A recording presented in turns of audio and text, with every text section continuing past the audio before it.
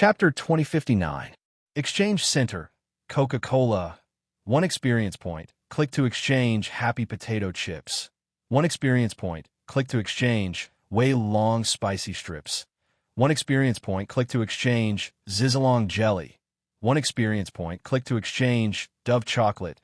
3 experience points. Click to exchange special steel kitchen knife. 100 experience points. Click to exchange I want this, this, and this. Amy was quite satisfied with the new version of the Exchange Center. She easily spent more than 100 experience points and bought a lot of snacks. System, I'm quite satisfied with this, Amy said in her mind as she tore open a bag of potato chips and ate. I feel like I've become a snack exchange system. As a life experience system, I don't have any systematic experience at all. The system's tone was helpless and a little resigned. Her host got the system and turned the tables. Since then, she had reached the peak of her life and lived a good life. Her host got the system to exchange snacks. Since then, she was like a salted fish, living a life where she didn't have to worry about snacks. Sometimes, life was like this. It was completely different from what you imagined. Meg went out and bought fake vegetables as usual. When he came back, he saw a grocery store diagonally across the street. There were a few cute wooden dolls hanging on the shelves at the door. He put the basket of vegetables in front of his house and walked to the grocery store. The wooden dolls were carved by the store owner himself in his spare time. There were all kinds of small animals and little people of different shapes. They looked very delicate and cute. He could buy one for only 50 copper coins. Meg bought 10 of them in one go. He bought 10 wooden dolls of small animals. This kind of time-consuming and laborious toy was very reasonable. The store owner saw that he was generous and that he was a neighbor, so he gave him a little monkey. Meg lowered his head and played with the little monkey. He was ready to go home. Just as he took a few steps forward, he suddenly felt something fall from above his head. He subconsciously moved half a step to the side. Clang! A beam as thick as half a person fell on the spot where he was standing just a moment ago. Meg looked at the beam. This level of projectile was enough to kill half a cow. Then, he looked up and saw a beautiful woman leaning against the window. The woman had a coquettish appearance. Her nervous expression carried a hint of worry and anticipation. Her beautiful eyes were filled with hope. Her clothes were slightly disheveled, and her posture of looking down revealed a section of her beautiful collarbone. What? Why did this plot feel so familiar? Boss Hades, are you okay? I was just about to close the window, but I didn't want the pole to fall down. AI Faye flipped her hair, revealing her most charming side profile as she apologized. AI Faye's words reminded Meg of something. Wasn't this the plot where Pangelion first met Shimin-Ching? However, if Shimin-Ching had encountered such a gigantic fork, wouldn't he have died on the spot? Then, there would probably be no more exciting stories in the next 100 chapters, and the Song Dynasty would not have fallen. But why would AI Faye suddenly do this? Was it really an accident? Or was it a deliberate imitation? Meg suddenly felt a little guilty when he thought of the Jean Pingmei that flew into someone else's window. Could it be? But if that would be a little bad. I'm fine. I just received a little shock. Meg slightly nodded and prepared to leave. It would be best if nothing special happened between him and this beautiful lady boss. He also did not know if this lady boss had an ex-husband who sold pancakes and an uncle who could fight a tiger with his bare hands. Wait a minute. AI Faye hurriedly called out to him and ran downstairs. She opened the door and pulled Meg, who was preparing to go home. With a face full of self-blame and shame, she said, Boss Hades, don't be in a hurry to leave. I almost hurt you. No matter what, I have to make a good apology. No need, no need.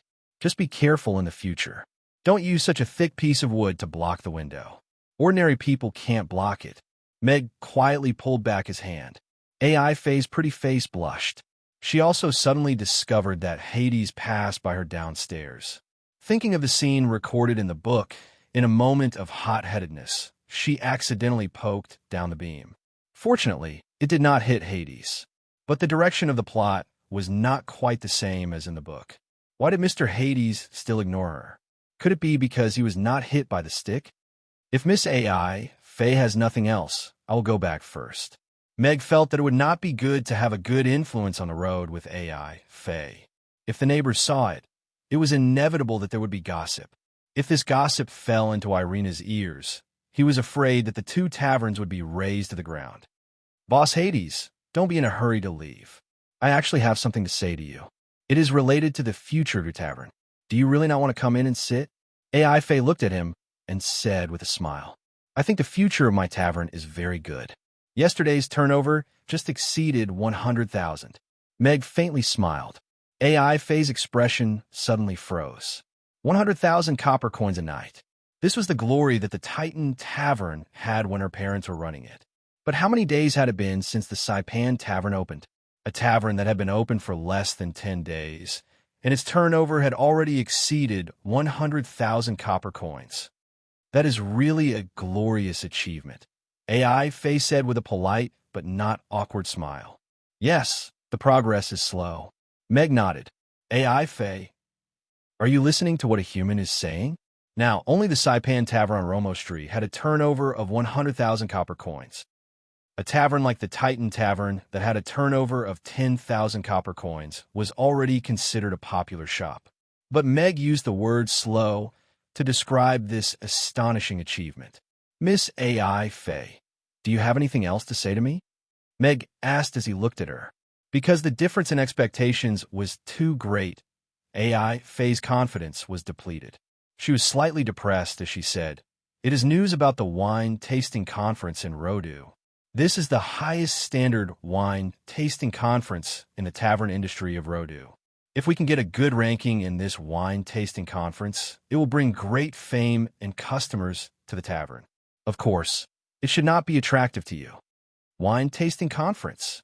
Meg's eyes lit up when he heard this.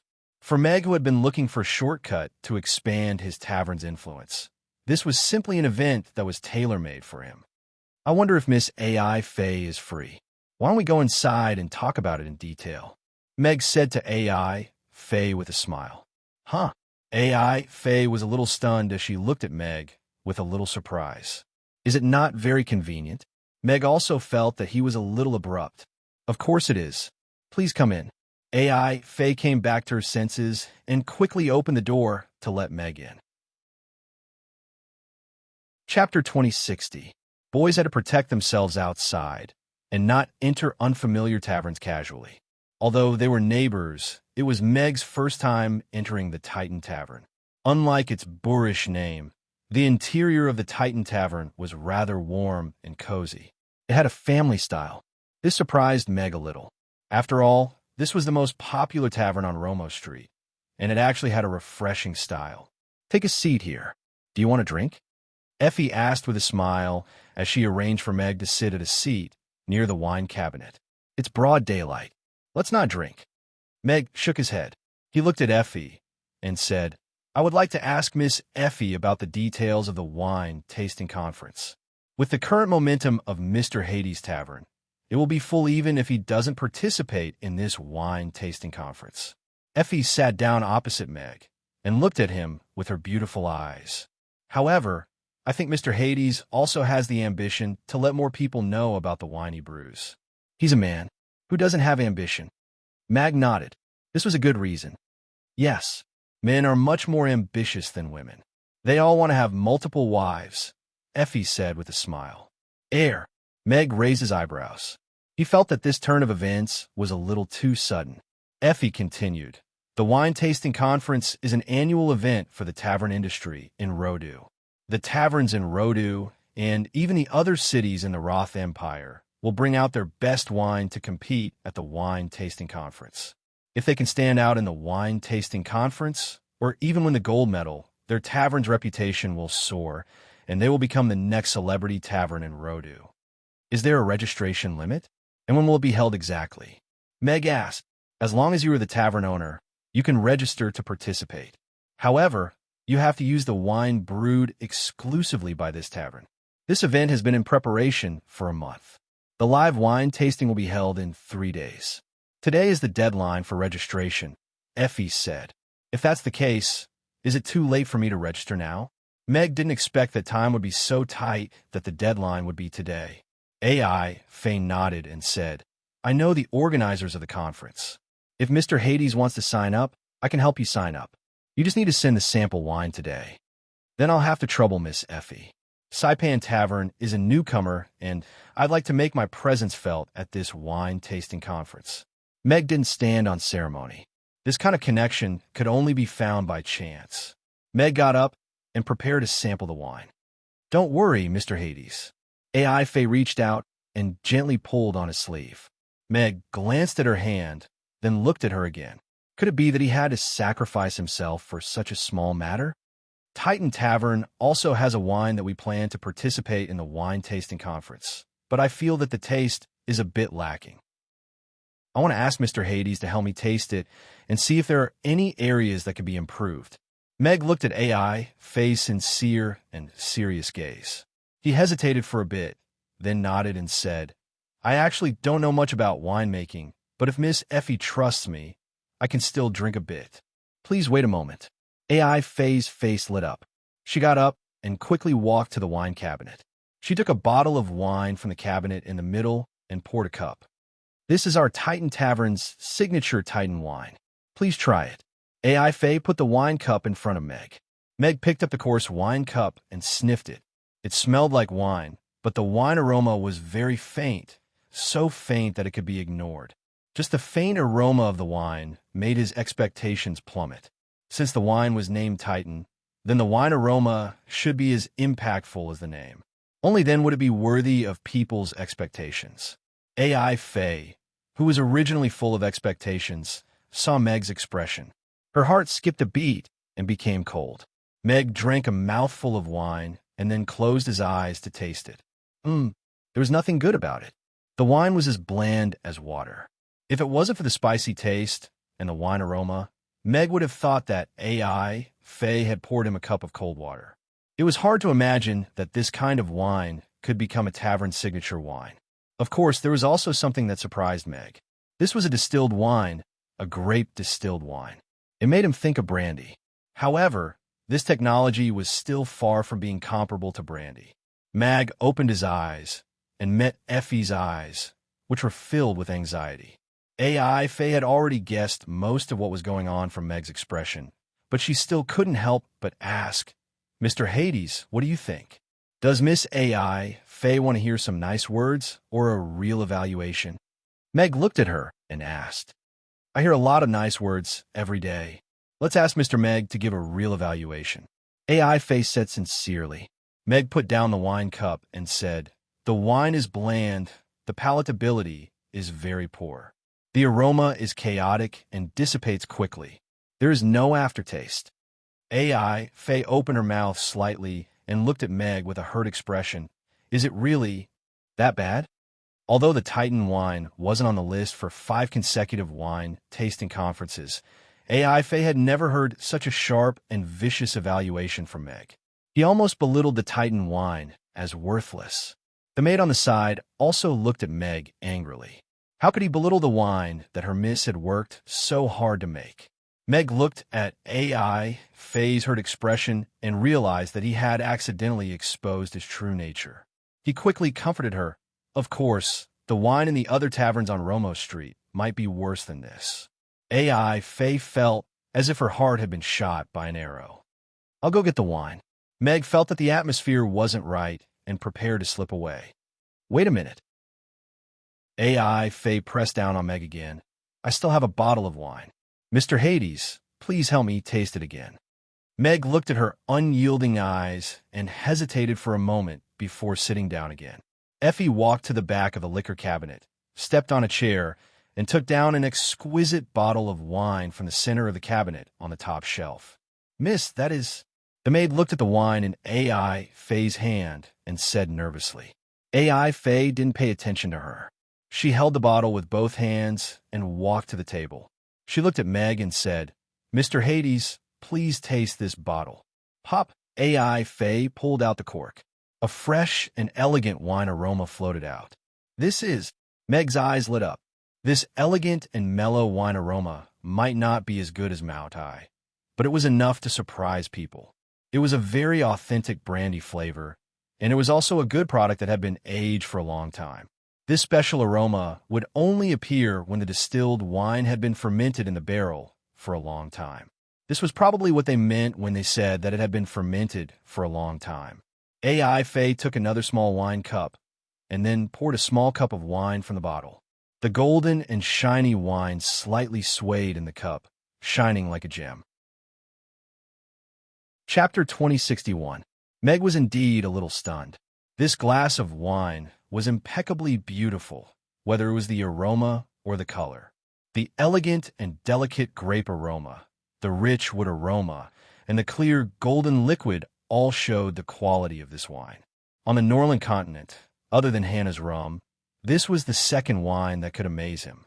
It was the brandy aroma. It was pure enough, and it had been in the cellar for a long time. It was worlds apart from the Titan wine that Effie poured for him earlier. He picked up the wine glass and took a sip.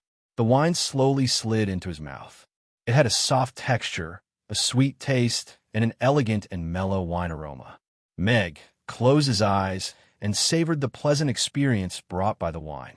After a long time, he opened his eyes. The fragrance lingered in the air. It was an extremely elegant and comfortable experience. Meg looked at Effie and sincerely said, "This is an incredible wine. The wine is mellow, the texture is sweet, and the aroma is rich and mesmerizing. After drinking it, the fragrance lingers in your mouth and teeth. It is intoxicating." A smile finally appeared on Effie's face. She raised her chin slightly and proudly said, "This is Titan wine. Then was the wine I just drank fake?" Meg looked at the wine bottle at the side. Effie's expression froze. "That wine was brewed by my young mistress. How could it be fake?" The young maid interrupted. "Then this?" Meg looked at the wine bottle in Effie's hands. "This wine was brewed by my father. It was brewed more than 30 years ago," Effie said calmly. Meg looked at Effie silently for a while and comforted her. "It's okay. Not everyone can inherit their father's business." Effie's delicate eyebrows raised slightly. She couldn't help but get angry. "Miss Effie, don't misunderstand. What I meant to say is that talent is determined by the heavens. If something is really not suitable for us, we can give up appropriately," Meg explained. Effie's body trembled slightly. "Don't understand? Take this wine, for example. Even though it is about the same age as you still can't brew half as delicious as it," Meg continued to explain. "You say that again. Say it again." AI Faye's eyebrows were almost raised. "Do you want to continue?" Meg asked innocently. AI Faye took a deep breath and calmed himself down. He squeezed out a smile and said, "Your little mouth really seems to be smeared with honey." "Very few people praise me like that," Meg said sincerely. The corner of AI Faye's mouth twitched. If it weren't for the fact that he had developed a good temper after running a tavern for so many years, he would have already gone berserk. Meg pointed at the bottle of wine in Effie's hand and said, "This is a very good bottle of wine. If young Mistress Effie takes this bottle of wine to the wine tasting conference, she should be able to get a good ranking. Moreover, with the quality of this bottle of wine, the Titan Tavern's business should be even better. It could even bring the tavern to Romo Street. Yes, this bottle of wine won the gold medal of the first wine tasting conference 28 years ago." Eiffel nodded. "Then, 15 years ago, my parents died in a robbery. The culprit entered the tavern after business hours, killed them, and stole all the money. Since then, no one has been able to brew authentic Titan wine." AI Faye's eyes were slightly red, but she was still calm. Meg was silent. The way he looked at AI Faye had also changed. Usually, when both parents died, most of them took the main character's script. For a woman like AI Faye, most of them took the script of a harem queen. This name seemed to have a deeper meaning. Of course, Meg was still very sympathetic to AI Faye's experience. "Sorry, I apologize for my previous rash words," Meg said apologetically. "It's okay, Mr. Meg is speaking the truth." AI Faye shook her head and smiled again. "Just like you said, compared to my father's Titan wine, my wine is not worth mentioning. It even brings shame to his reputation." Meg was silent again. What she said was not wrong at all. Miss doesn't want there to be no more Titan wine in this world. Do you know how hard she worked all these years? Before Master and Madam passed away, she had never brewed any wine. The little maid said with a red face. Mara, don't say any more. AI, Faye shook her head at the little maid. So, she really just blindly brewed it? Meg finally could not help but ask. A little girl who lost her father at a young age and had no experience in brewing wine single-handedly took up a tavern and did well. It sounded very inspirational. But throwing away the pretense of being inspirational, wasn't this just blindly fooling around? Brewing wine was not like cooking. It was not like throwing anything into a pot and making a pot of stew. If the steps were not right, it would not be possible to brew wine. Just the storage of the wine was something that required a lot of skill. It's not blindly brewed. AI Faye's pretty face blushed, and her broad chest trembled. She said somewhat excitedly, My father left behind a wine-making manual, and it recorded all the wines he knew how to make. I learned how to make wine according to that manual. That's it. Meg slightly frowned. We didn't learn the essence. I'm still learning. AI Faye emphasized. This learning period is not short. Meg nodded.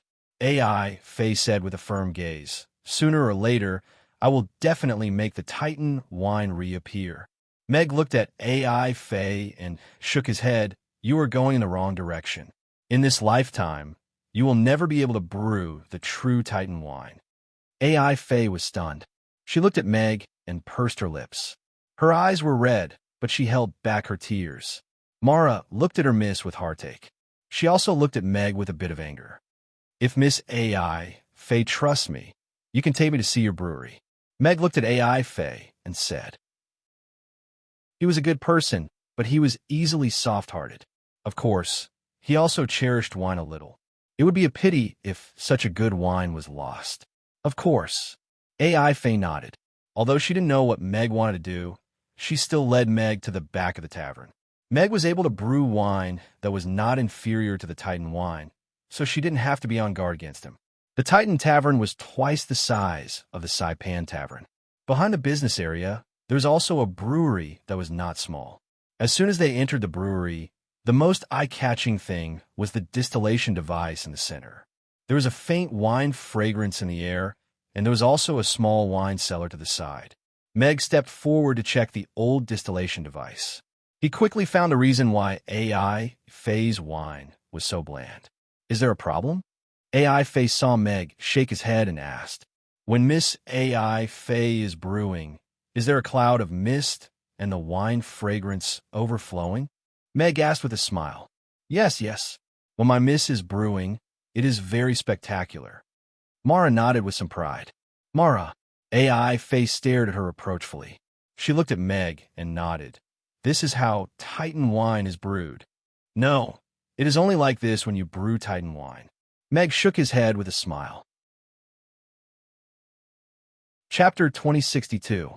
The longer the Titan wine aged, the more charming it became. But the brewing equipment was not like that. A 34-year-old distillation equipment, even if it was stainless steel, should have been scrapped long ago. This distillation equipment was unable to form a closed distillation space, which meant that a lot of the liquor was out of tune during the distillation process. Moreover, the excessive contact with the air also caused the liquor's purity to greatly decrease. Moreover, the distillation equipment's design was actually very flawed. The conversion efficiency was low and the operation was very complicated. If it wasn't the equipment's designer, or if it wasn't professionally trained, it would be very difficult to control. To be honest, it was much worse than Hannah's set. Meg had designed a complete set of equipment for Hannah's rum factory, so he could naturally see the flaws in this set of equipment. But Father's distillation was also like this. Effie frowned. When she was young, she had clearly seen her father's distillation with steam lingering around it. This set of equipment is too old, and its production efficiency is very low. There's also a problem with the way you use it. The essence of the distilled liquor is in the mist, but you let it escape in vain. Therefore, the liquor that is brewed is as bland as water. Mag looked at AI Faye and said, If I didn't guess wrongly, the production rate of your wine is very low, so you could only increase the amount of water used during the concoction, which further lowered the quality of the wine. Effie slightly opened her mouth and looked at Meg in disbelief. Was this guy secretly observing her? My Mount High wine and your Titan wine's brewing process are similar, so I could see the problem with your set of equipment. Of course, your brewing process may also have a problem, but I haven't seen you brew, so I can't say. Meg explained. Effie suddenly understood. She reached out and gently stroked the old distillation equipment. After a long time, she seemed to have made up her mind. She looked back at Meg and sincerely said, Mr. Hades, can you help me improve this set of equipment? I am willing to pay you a suitable fee. There is no need for the fee. Just take it as a reward for Miss Effie telling me about the wine tasting conference. Meg smiled and shook his head. He took out a tape measure and measured the dimensions of the distillery. He stood to the side and thought for a while. He looked at Effie and said, Can I see Miss Effie's wine brewing manual? This. AI Faye hesitated. Don't get me wrong. I'm not craving for your wine recipe. I want to customize a set of distillation equipment for you according to your winemaking method.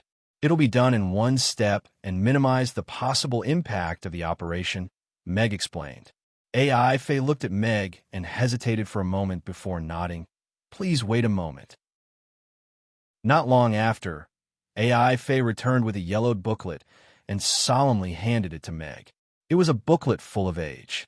The craft paper cover had already been worn out, but it was still very clean. It could be seen that AI Faye treasured it. Flipping open the booklet, Meg quickly found the method to brew Titan wine. Just as Mag had guessed, the brewing method of Titan wine was very similar to brandy. All of the ingredients and recipes that were required to brew this wine were recorded in detail, as well as all of the steps involved in the brewing process. However, the instructions on how to use the brewing equipment were very brief. AI Faye's father was in the prime of his life at that time. Perhaps he hadn't considered the issue of inheritance, so he naturally didn't need to record the operation that he already knew. It was because of this that AI Faye, who had no foundation in winemaking, had a very bumpy road to becoming a winemaker. At the end, there were 2 unfinished sketches, which were his ideas for improving the distillation equipment. Your father is an exceptional brewer, as well as a designer with his own ideas, Mag said to Effie with a serious expression as he closed the book. If my father heard your praise, he would be very happy. AI Faye's face finally revealed a smile. She said rather proudly, This distillery, the entire tavern, and the underground wine cellar were all designed by him. The steps of brewing are very detailed. I'm sure that Miss AI Faye has become proficient in these years. However, your distillery should be overturned and rebuilt. Meg looked at AI Faye's eyes.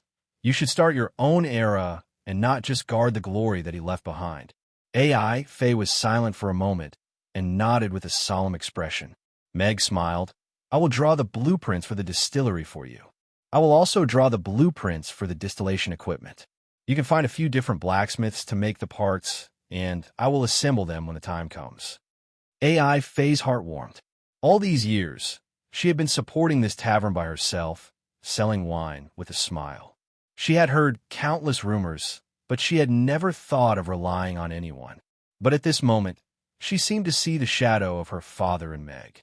Perhaps it was because they were both excellent winemakers, or because they both had extraordinary wisdom and ability. AI Faye looked at Meg and suddenly had an impulse in her heart.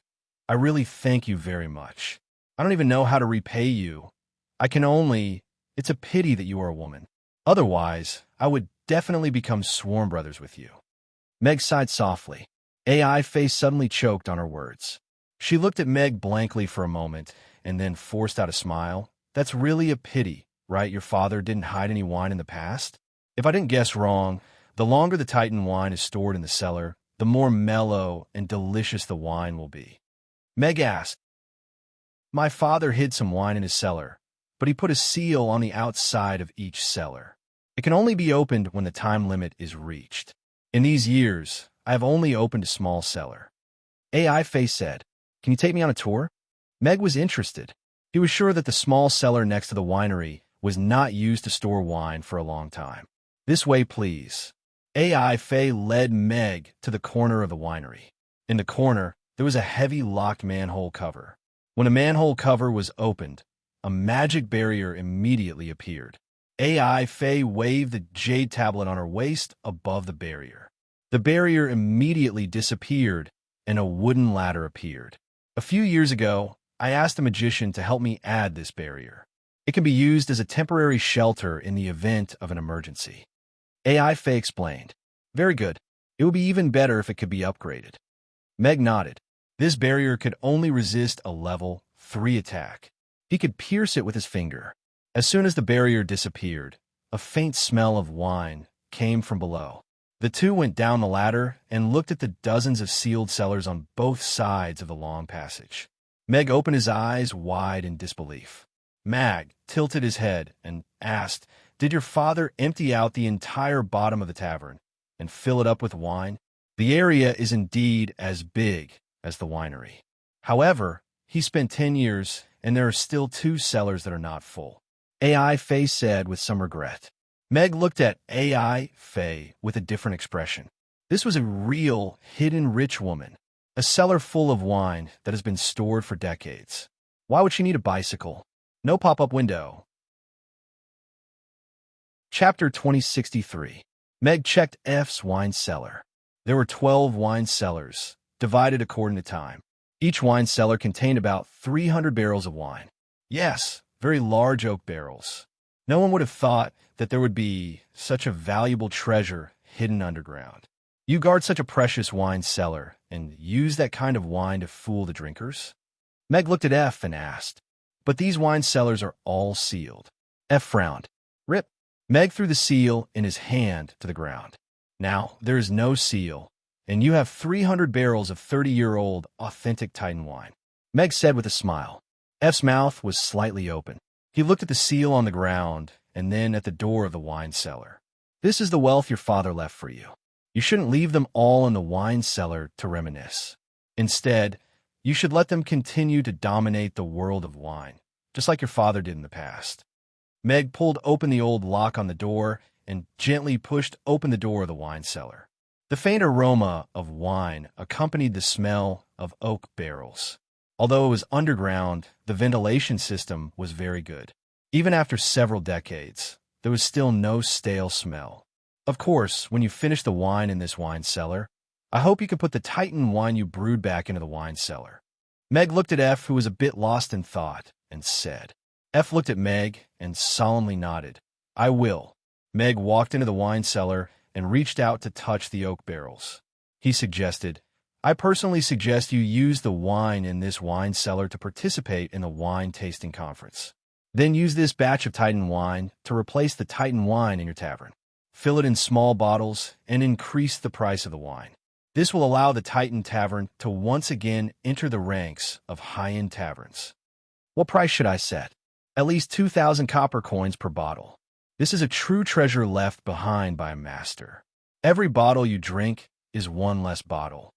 "But back then, my father only sold it for 200 copper coins per bottle," AI Faye said in surprise. Meg rolled his eyes. "That was the price of goods 10 to 20 years ago. You have to consider inflation. Back then, pork was only 5 copper coins per caddy. Now, if you can find pork that costs 20 copper coins per caddy on the street, it must be filled with water. Moreover, a high-end wine that had won the gold medal at the wine tasting conference was actually sold for 200 copper coins a bottle. This boss was really cute. By the way, you have to sell a limited amount every day and only drink it in the store. Why? You only have 12 cellars of wine, and Titan wine needs to be stored in the cellars to give it its soul. Without 10 to 20 years of fermentation, it can't be considered a good wine.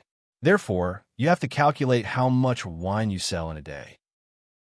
The wine in these 12 wine cellars can support your tavern for 20 years. As for drinking in the shop, it is to prevent illegal scalpers from reselling the wine and to prevent the spread of fake wine. Why would Yellow Ox do such a thing? Is it a magical beast with intelligence? Eiffel asked in surprise. That's not important. Meg sighed. The two came out of the wine cellar. Eiffel's face was slightly red, and she was panting slightly. The young maid looked at Meg with some vigilance and then looked at her young miss with some worry. She didn't know what had happened in the wine cellar. "Thank you very much, Mr. Hades." Eiffel looked at Meg and said gratefully, "Miss Eiffel, you're welcome. I'll go get the wine now. I'll have to trouble you to help me register for the wine tasting conference." Meg shook his head slightly. "I believe that the wine you brew will be able to amaze everyone at the wine tasting conference. Actually, I'm looking forward to seeing Titan wine shine again at the wine tasting conference. By the way, I also want to ask Mr. Meg about the wine steaming equipment." Half an hour later, Meg walked out of the Titan Tavern with a hand on his waist. It was really difficult to explain some mechanical principles to a woman. Father was dragged into the Titan Tavern for an hour by the neighbor's beautiful sister, and then walked out with a hand on his waist. Amy, who was writing in her diary by the window, saw this scene and added another sentence in her diary. Meg returned to the tavern and took a bottle of Moutai to Eiffel first. It wasn't that the whiskey wasn't good, but he felt that it was enough to be in the limelight once and leave some face for his peers. As for why he helped Eiffel so enthusiastically, it was actually just a business deal. He would have to leave Rhodes sooner or later, and the Saipan Tavern might also close down. For the value of the more than 100 houses on Romo Street, he would be able to make a profit if an iconic tavern could exist for a long time. If the Moutai and Titan wine both won the gold medal in this wine tasting conference, then these two dazzling stars would be enough to attract the attention of all the wine lovers in Rhodes to Romo Street. As long as there was enough attention and people came, then the business would naturally flourish. He bought this half of the street, and the price would naturally rise. This was a business that guaranteed profit and no loss. As for liking Eiffel, was this a joke? How could this be? After all, he had a beautiful wife at home. This is the reason why you came out of the Titan Tavern with your hands on your waist. Irina crossed her arms and scrutinized Meg, who was leaning against the wall. "No, maybe Amy misunderstood something. It's not like that." Meg looked aggrieved. "My waist must be sore after sitting for so long." Hee. Irina laughed coldly. "Of course your waist will be sore after sitting for so long. So should I be considerate of you?" No. I was sitting in the wine cellar and explaining to her the principle and usage of the distillation equipment. Meg quickly explained. "Still in the wine cellar. You guys are really romantic." Irina's gaze became more and more dangerous, and she was already holding the folding chair in her hand. "Why didn't I realize that your time management skills were so good before? You can even explain to her how to use the equipment." "It's really not like that." He was done for. Meg felt that the situation was getting worse. He looked at Amy, who was holding a diary. Amy shrugged innocently. "You said that children should be honest." Meg squeezed out a forced smile and gave an impeccable answer. His gaze fell back on Irina, and he had already regained his composure. As a man, he had to fight for his status in the family. How could he be so passive and lose his manhood? "Wife, calm down. Come and sit down. I'll massage your back and legs. This folding chair is not bad. It's just right for you to sit on. Look at how angry you are. It's not worth it to hurt your body. My heart will ache. Why don't you think about it? Even if I wanted, do I have the guts? Do I dare? Come, drink some water. It's been a long journey. I'll boil some hot water for you to soak your feet in. It'll be very comfortable." Chapter 2064. Meg firmly believed that Irina was able to calmly let this matter go because of her trust in him. That's right. Between husband and wife, trust is something stronger than gold and stone. If he had the guts, he would have already touched my bed. Why would the little bitch outside have a chance? Man. Irina put down the pen and closed the diary. After sitting by the bed for a while, Irina got up and opened the door to the next room. Meg, who was sitting at the desk and drawing, heard the sound and turned around in surprise. Irina, who was wearing a gauze nightgown, had a perfect figure that was faintly discernible. Her fair face seemed to have a seductive glow under the warm light. But looking at her half-smile, Meg felt a little scared. Could it be that she went back on her words? He glanced at her left hand, and after confirming that there was no folding chair there, he was slightly relieved. "What's wrong? Is something wrong?" Meg got up and asked with a smile. "What's wrong? We're an old married couple. Can't I come to you at night if there's nothing wrong?" Irina asked with a smile. When she turned around, the gauze nightgown slid down a little, revealing a bit of her shoulder. Looking at that exquisite collarbone and creamy skin, Mags Adams' apple bobbed unconsciously. He had seen many so-called goddesses, and he had thought that he could handle women as if they were nothing. But in front of Irina, his heart couldn't help but beat faster, and his mind was in a mess. Just like the feeling of first love. Seeming to have noticed Meg's abnormality, Irina slightly raised the corner of her mouth. She walked into the room, closed the door, and locked it. Meg glanced at the locked door, and then looked at Irina, who was walking towards him. He felt that something was going to happen tonight. Irina walked in front of him and was only half a meter away from him. She must have just taken a shower, as her face was still a little rosy. He could smell the faint fragrance of the water of life and a little jasmine on her body. It was a fragrance that made people feel comfortable and addicted. Irina raised her head slightly to look at him. Her eyes were sparkling, and her face was flushed red. Her breathing seemed to have become a little faster. The atmosphere seemed to have become a little more ambiguous. Meg took half a step forward. Their bodies were almost touching as he teased her. "What's wrong? Is the queen shy as well?" "No, the queen will never be arranged." Irina reached out and pushed Meg onto the bed. Then she climbed on top of him. Today's moon was big, round, and soft. This was the truest thought in his heart when he climbed to the peak. There was a poem to prove it. The sounds of the lovers whispered, the fragrance of the wind rushed, and the red lips pressed against each other. Fragrant skin like snow, the gauze dress slowly unraveled, revealing the spring scenery. The fragrant jade body said that it was warm. How many wind and moon. Tonight, the fish and water were harmonious, trembling, and the spring tide was hard to stop. 1,000 murmurs, 100 panting sounds, several times of pleasure. Note 1, it was a sleepless night. The next morning, Meg was woken up by a knock on the door. Meg sat up in bed with his hands on his waist. He glanced at the beauty who was still sleeping next to him with a satisfied look on her face. He couldn't help but smile a little proudly. "Father, we're starving to death." Amy's voice came from outside the door. Meg quickly got out of bed and put on his clothes. He pulled the blanket over Irina and covered her long, fair legs before opening the door and going out. He looked at Amy and Anna, who were guarding the door, and said with a smile, "Why? Are you both hungry?" "Yes." The two little ones nodded at the same time. "Mother isn't in her room. Did she sleep at your place last night?" Amy asked as she peeked into Mag's room. Mag nodded.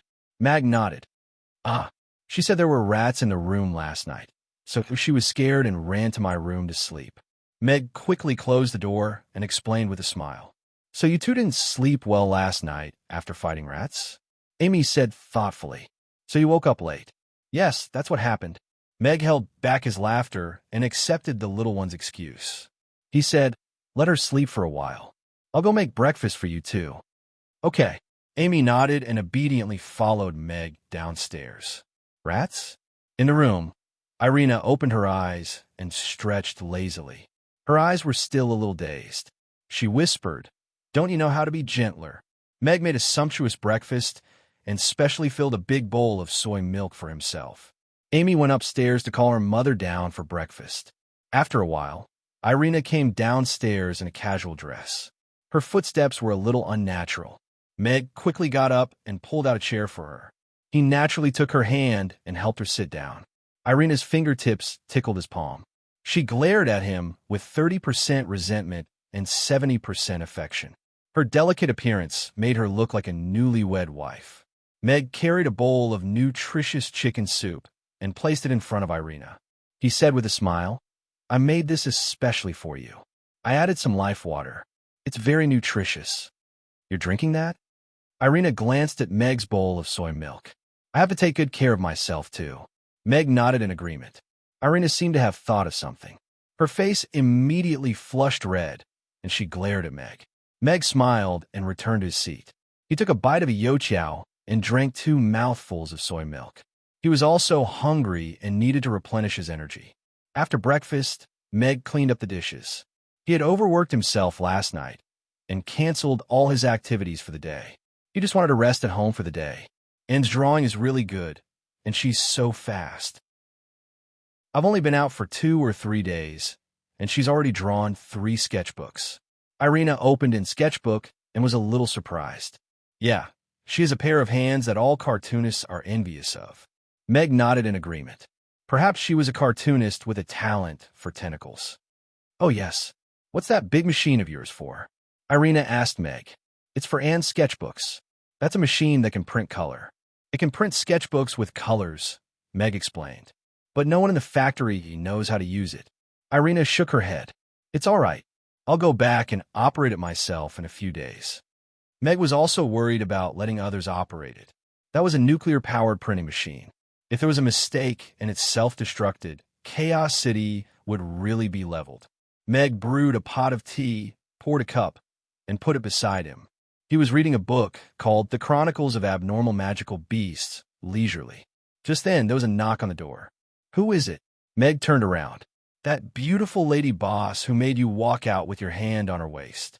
She's here to look for you again, Irina said with a half-smile. I'll go open the door. Amy jumped down from the chair and skipped towards the door. Note 1. This poem is excerpted from the 3,000 Tang poems.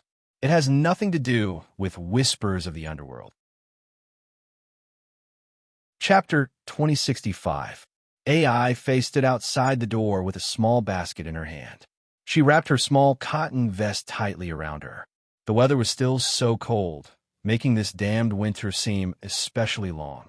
Of course, if she wasn't wearing a dress inside, it wouldn't be as cold as it was now. Today, she came to thank Mr. Hades and tell him that she had successfully registered for the wine tasting conference. She had already given up on seducing Hades for the sake of good wine. This made her seem like a beautiful bad woman who would do anything for benefits. After all, she now had a wine cellar filled with the best Titan wine in the world. It was enough for the Titan Tavern to operate steadily for 20 years. Therefore, she now planned to establish a deep friendship with the excellent Mr. Hades. Of course, if there was a story outside of their friendship, she wouldn't mind. At this moment, she already felt that she had the qualifications to be on equal footing with Mr. Hades, including the qualifications to talk to his wife. She took out a small mirror from her small bag and confirmed that her makeup was still in its best state. She also maintained a perfect smile on her face. Creak! The door opened, and a little girl stood at the door, curiously looking at AI Faye. Hello, beautiful baby. May I ask if Mr. Hades is home? AI Faye smiled as she looked at Amy. She had to admit that this little girl's appearance was too exquisite. She had perfectly inherited all her mother's good points, making people have the urge to steal her away. Yes, not only is my father at home, but my mother is also at home. Amy nodded and looked back. She took a step forward and whispered, Yesterday, Mother found out that Father went to your tavern to play.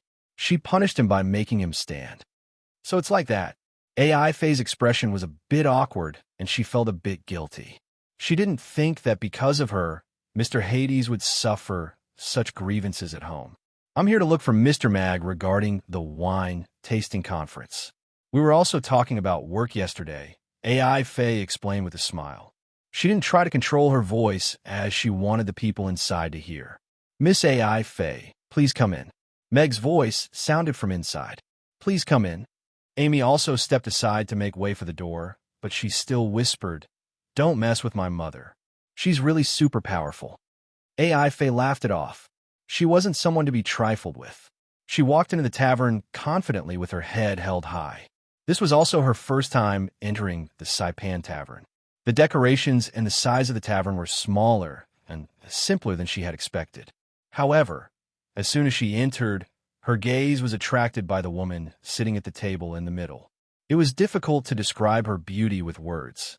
At the very least, when she looked at her face and figure, she felt a sense of inferiority for the first time. She just sat there calmly with a sketchbook in her hand, but she still had the aura of a family head. When she raised her head and looked at her, AI Faye subconsciously stopped in her tracks. She felt an unprecedented pressure. It was the suppression of another woman's aura. She even had a smile on her face, but she sensed a cold, murderous aura from that smile. This was the feedback that a woman's powerful sixth sense gave her. This was a terrifying woman, a woman that she was powerless against. She unconsciously lowered her head, and her chest slowly withdrew. Only her eyes were still stubbornly looking at Irina. Irina was also sizing up AI Faye. This young woman had a charm that was beyond her age. Didn't some men like this kind of feeling? She looked at Meg and wondered if he was one of those men. But when she thought of his performance last night, she temporarily put this thought aside. Right, he didn't have the guts. However, this woman had this kind of thought. Come to think of it, it had been many years since such a woman appeared. Interesting. A hint of interest appeared in Irina's eyes. She wanted to see what abilities and tricks this woman had to snatch her man away. She would treat this as a form of training. Meg, who was sitting between the two of them, felt the terrifying aura of the Azura arena. At this time, he didn't know whether he should be happy or not. Miss AI Faye, right? What business do you have with my man? Irina looked at AI Faye with interest as she asked. This must be Mr. Hades' wife. AI Faye smiled and put the small basket in her hand on the table. I'm here to inform Mr. Hades that your tavern has successfully registered for the wine tasting conference. I also want to thank him for helping me so much yesterday. This is a special snack and also a small token of my appreciation. I still have many things to ask Mr. Hades about. Miss AI Faye is too polite. It's just a small matter, and you've already registered for it. Meg braced himself and stood up. He looked at AI Faye and politely said, sit for a while. It's so cold. Have a cup of hot tea. Right now, he just wanted AI Faye to hurry home. In this kind of atmosphere, men suffered the most. Yes, it's so cold today, but Mr. Hades' tavern is so warm. Does he have a heater? AI Faye sat down on the chair beside Mag with a smile. She warmed her hands, which had turned red from the cold, by the fire, and turned to Mag with a vibrant smile as she said, it's so warm. Meg, he glanced at Irina. He really just wanted to be polite. Irina didn't say anything. She only smiled and looked at him, as if waiting for him to solve it himself. Since she had already sat down, Meg naturally couldn't drive her out. He could only pour her a cup of tea. Thank you, AI Faye said sweetly. She held the cup with both hands and warmed her hands. Meg nodded slightly and sat down again. I already gave the blueprint to the 3 old blacksmiths this morning. They should be able to produce the finished product in 3 days. When the time comes, I'll have to trouble Mr. Hades to help me assemble it. AI Faye looked at Meg and said, yes, when the parts arrive, I'll help you assemble it. I'll also have to teach you how to use it on the spot. Meg nodded. After all, AI Faye wasn't Hannah. She didn't know anything about machinery. I don't know how to thank you. AI Faye looked at Meg gratefully. How about you give yourself to me? Irina interrupted with a smile. AI Faye's expression froze. Then, she was a little happy. Meg's eyelids twitched a few times. What was going on? How can I do that? After all, Mr. Hades is a man with a family. He also has a beautiful wife and a cute daughter like you. AI Faye flicked her hair and shook her head slightly. Pretty good. At least I'm not blind. Irina nodded. AI Faye's hand suddenly froze. Chapter 2066. When gods fought, the fish in a moat would be caught in the crossfire. Meg felt like he was an innocent little fish. Thankfully, their combat prowess wasn't on the same level, so the battle didn't end with Effie's quick defeat. This woman is very impressive. Effie took a sip of her tea before taking a glance at Irina. She turned to Meg and said, Mr. Hades, I want to restore the Titan Tavern to its former glory. Can you give me some suggestions? Meg thought for a moment before replying. First, you have to find your niche. The Titan Tavern that serves authentic aged Titan wine should be the best tavern in Rodu, so you have to target the wealthiest and most valuable customers. Secondly, you have to subtract from the alcohol list. Titan wine is undoubtedly the treasure of the tavern, but the daily supply is limited, so it won't be long before demand exceeds supply. However, the quality of the alcohol can't be too bad either. It's better to go without than to be substandard. At the very least, it has to be worthy of being a high-end tavern. This is also a very important step in screening customers. Lastly, there's the issue of management. As a high-end tavern, it has to have a matching service and atmosphere. You have to figure this out yourself. Effie pondered for a moment before hesitantly replying. But the alcohol that I can brew is very limited. I can't brew anything that can compare to Titan wine at the moment. Titan wine was already the best alcohol that she could brew, but it was worthless in Meg's eyes. At times like this, you have to rely on external help. I think you should be able to purchase alcohol brewed by other breweries in Rodu. Even if the price is slightly higher and the profits are slightly lower, as long as the quality is up to standard, you can use it to solve the problem. Meg smiled. Effie's eyes lit up, and she stood up with a grateful expression. Thank you, Mr. Hades. You're welcome. Meg shook his head before shooting a glance at Irina. Then I won't disturb you any further. Effie stood up and bade farewell. Meg watched as AI Faye left. Watching the doors slowly close behind her, he breathed a sigh of relief. Why? Are you still reluctant? Irina looked at Meg with a faint smile. How could I be that kind of person? She's not my type. Meg shook his head firmly. A woman in her 30s is the most plump and juicy age. She is sensible and knows how to dote on others. Would you not like her? Irina asked with a smile. Meg looked at Irina and raised his eyebrows. Winky face. Aren't you only 30? A blush appeared on Irina's face as she glared at Meg with annoyance. Meg was a little innocent. He was just stating facts. New side quest. A wish from Effie. Help Effie restore the Titan Tavern to the glory of her father's era. Young mistress, please take part in this process. The system will decide the reward based on your participation and influence. Right at this moment, the system's voice sounded in Amy's mind. But even the Saipan Tavern didn't have a glorious past. Now I have to help another tavern become glorious? Amy was a little puzzled. Young mistress, please complete the quest according to the system's instructions. All explanations are up to the system. Then why don't you explain yourself? System, this. Garland and Milo looked at the tightly shut door of Amy's with a dumbfounded expression. They had finally managed to get out of Rodu and arrive here after a long and arduous journey. But who would have thought that they would be given the cold shoulder? Mr. Meg didn't say anything about the restaurant being closed in the letter, right? Garland asked with furrowed brows. But he didn't say anything about the restaurant being open as usual. Milo smiled bitterly. What do we do now? Even if we go back now, we might not be able to enter the city. Garland scratched her head. Since we're already here, it would be a pity to waste the funds. Why don't we go for a massage first? Milo suggested with a smile. No, haven't we just burned the funds? Garland shook her head with a straight face. No, let's find a place to stay first. When Mr. Meg comes back, we can get a massage while we're at it. Yes, that's right. Let's go to the restaurant we went to last time, Garland said cheerfully. Father, when will Amy's reopen? Palmer looked at the closed door of the restaurant and looked up at George. Well, I'm not sure.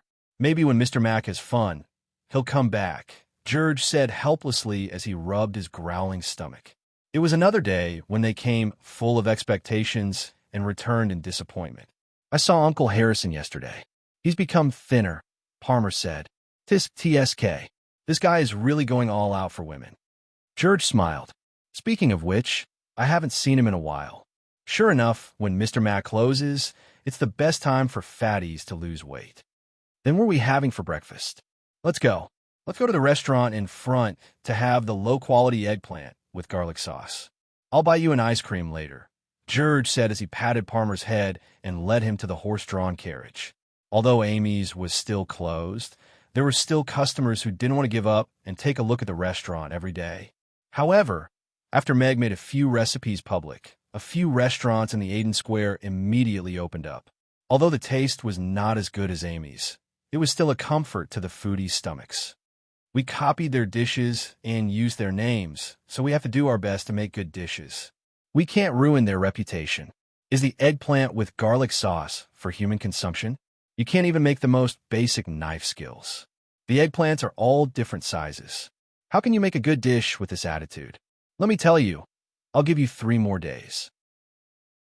If you can't make this dish with the attitude, All of you can get out of here.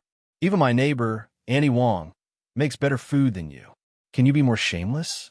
A boss scolded in the kitchen with his hands on his hips. Come, try the eggplant with garlic sauce I made today. Annie Wong brought the eggplant with garlic sauce to the table. The dozen or so people in the house were already waiting anxiously.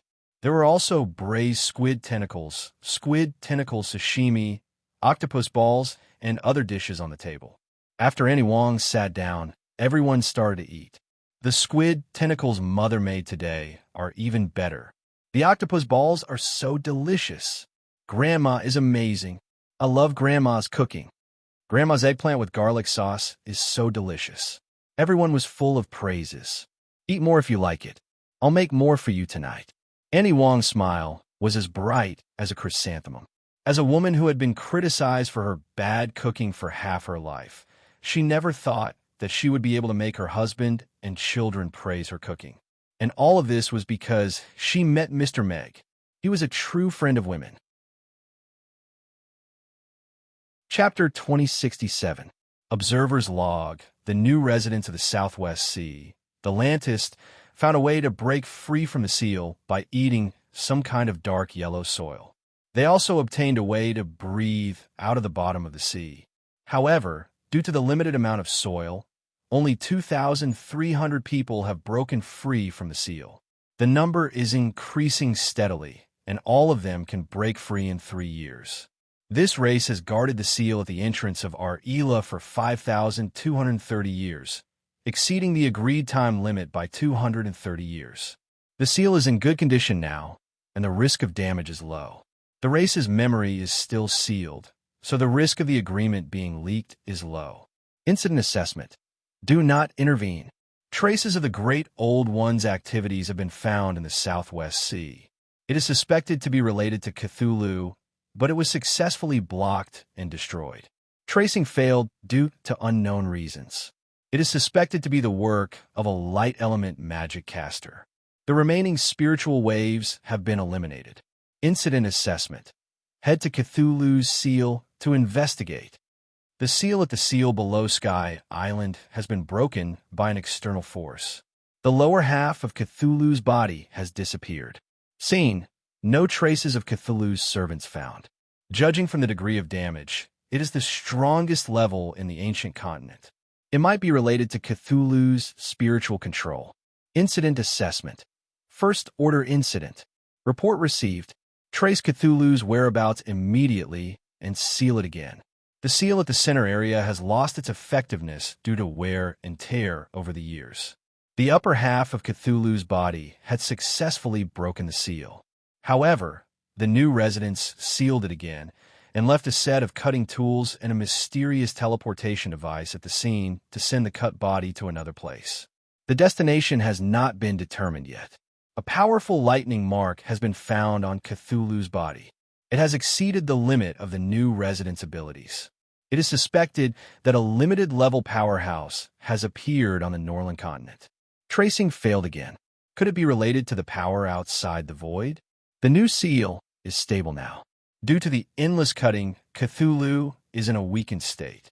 There might be a possibility of it being completely killed. Incident assessment. Surveillance sprites have been left at the seal to prevent Cthulhu's lower half from trying to break the seal and merge. Continue to track the mysterious powerhouse. Report if a limited-level powerhouse appears. The new residents have discovered Cthulhu's existence. Their understanding is being assessed. Part of Cthulhu's body was found in an unrecorded city 30 miles away from the central seal.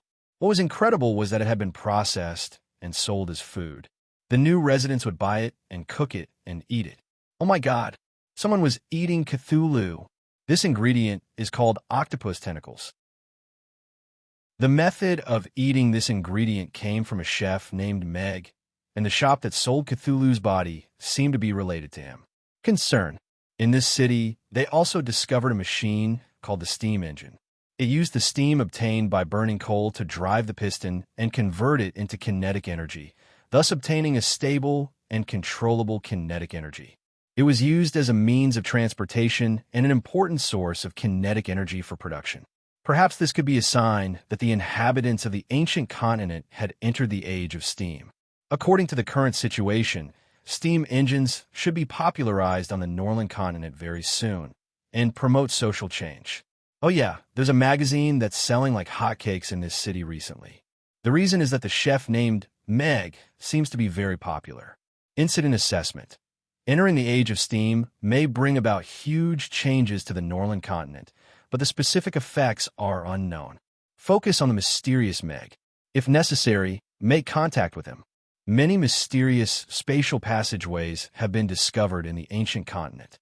They are connected to many mysterious captive sites. There are obvious traces of species being modified and cultivated, but there are no captive culprits at the scene. A series of tools that are beyond the current technological level of the ancient continent have been discovered in the captive sites. They are suspected to be from a foreign civilization, but it's impossible to determine if they are hostile or have the intention of invading. Incident assessment. Second sequence incident. Trace the spatial passageways and find the possible new invaders. Extract samples and analyze the level and threat of the civilization. Traces of Cthulhu's activities have been discovered in the Twilight Forest. Absorbing the resentment of the dead. According to the tracing results, it's not done by Cthulhu himself, but a puppet controlled by him. The new inhabitants are still generally weak, and their ability to protect themselves is weak. They also don't have the reliable ability to search for the controlled ones. Incident assessment. The number and strength of the puppets are unknown. Cthulhu is trying to recover its strength and may cause more tragedies. Traces of Cthulhu's puppet have been discovered in the capital of the newly established human nation, the Roth Empire. Through sense, the puppet is the prince of the country, and its identity has been exposed. However, it is no longer in this city, and there are no traces of it for the time being. Suspected nuclear energy waves have been detected in this city. Incident assessment.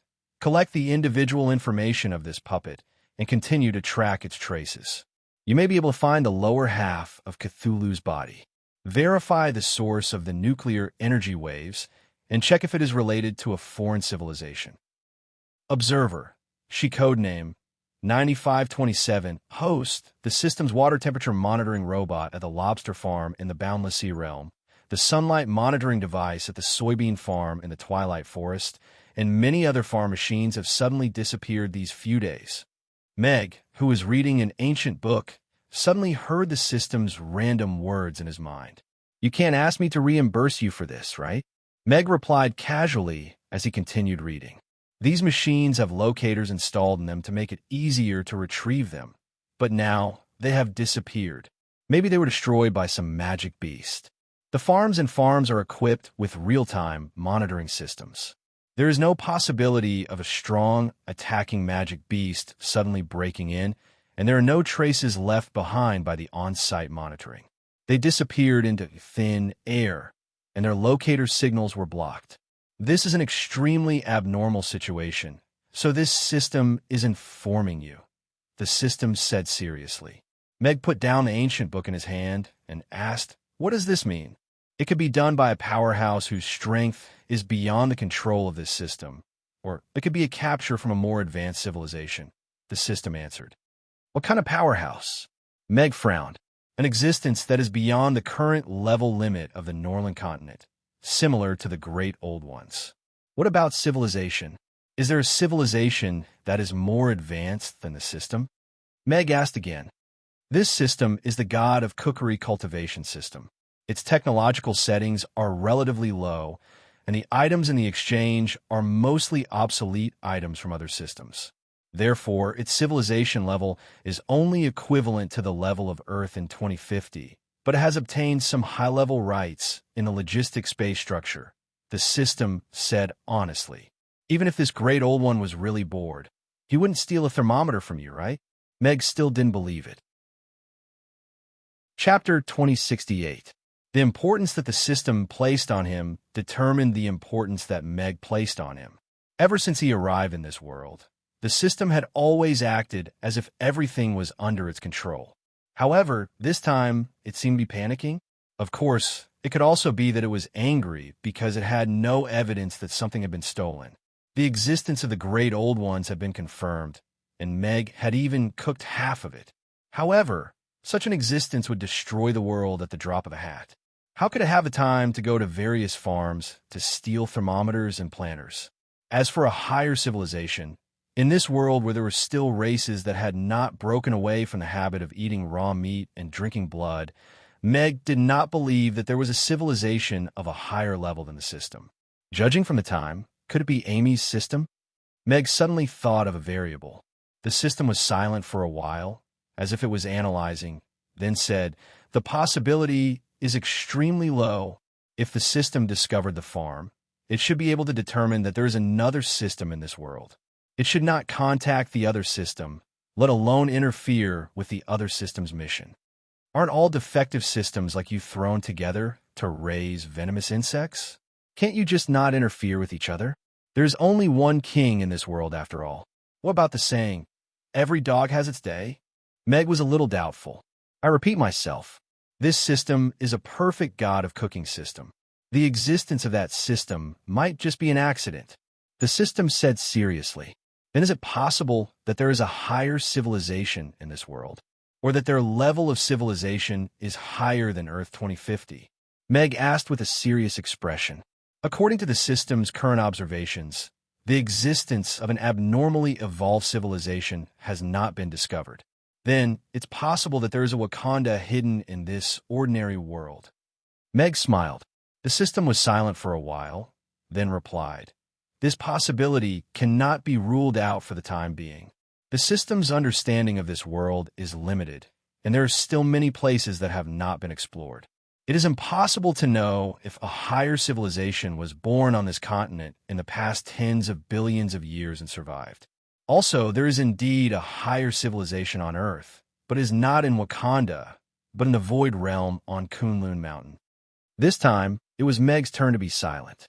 The system's words were too informative. Nothing was impossible in this world. Him being able to come to this world was already an impossible thing. Did a planet with a history of tens of billions of years have a more advanced civilization? Just like until now, he still did not know if the so-called God that the various races served really existed. If it did, where was it? So, the system isn't omniscient. Meg sighed softly. The system's understanding of an unfamiliar world, other than the basic information obtained through the heavenly axiom, can only be obtained through exploration. Meg held his chin and thought for a while. Suddenly, he asked, "I'm suddenly very curious about what the heavenly Tao is. What kind of existence was it? Why did you create the system and distribute it to the various worlds?" The host's question has reached a dangerous level. Please put away these dangerous thoughts. The system warned. If the heavenly axiom is omnipresent and omniscient, yet it's an unknown and indescribable existence that communicates with the outside world through the system and controls one world after another through the system's host, then what do you think it's like? Meg's Adam's apple bobbed, and he felt that his thoughts were indeed a little dangerous. The system fell silent, then fell silent again. All right, then let's change the question. Meg closed the ancient book in his hand. If there is indeed a more advanced civilization in this world, and they discover your existence, what will happen next? There are two possibilities. First, as a foreign civilization and a possible large-scale invasion, you will be captured and dissected for research, and they will try to trace back to our origins. Second, the other party may try to establish a new connection with the foreign civilization through you. You will become a bridge of communication, but you will lose your freedom, the system answered. Neither of them sounds good. Meg shook his head. The system has already cut off the logistics system between the farms and the restaurant and built a new virtual logistics system. The other party is temporarily unable to find a restaurant through the space channel. However, we can't rule out the possibility that they will find you through other channels because we know nothing about them. Meg let out a sigh of relief and said, "There's another question. If a more advanced civilization really exists, will they be responsible for the great old ones? If they join us, it might be easier to deal with those troublesome fellows. The octopus tentacle processing plant is missing a cutting machine. They should know about the existence of the great old ones, and most likely stand on the side of the good faction. Otherwise, destroying the seal would be a piece of cake for them, the system answered.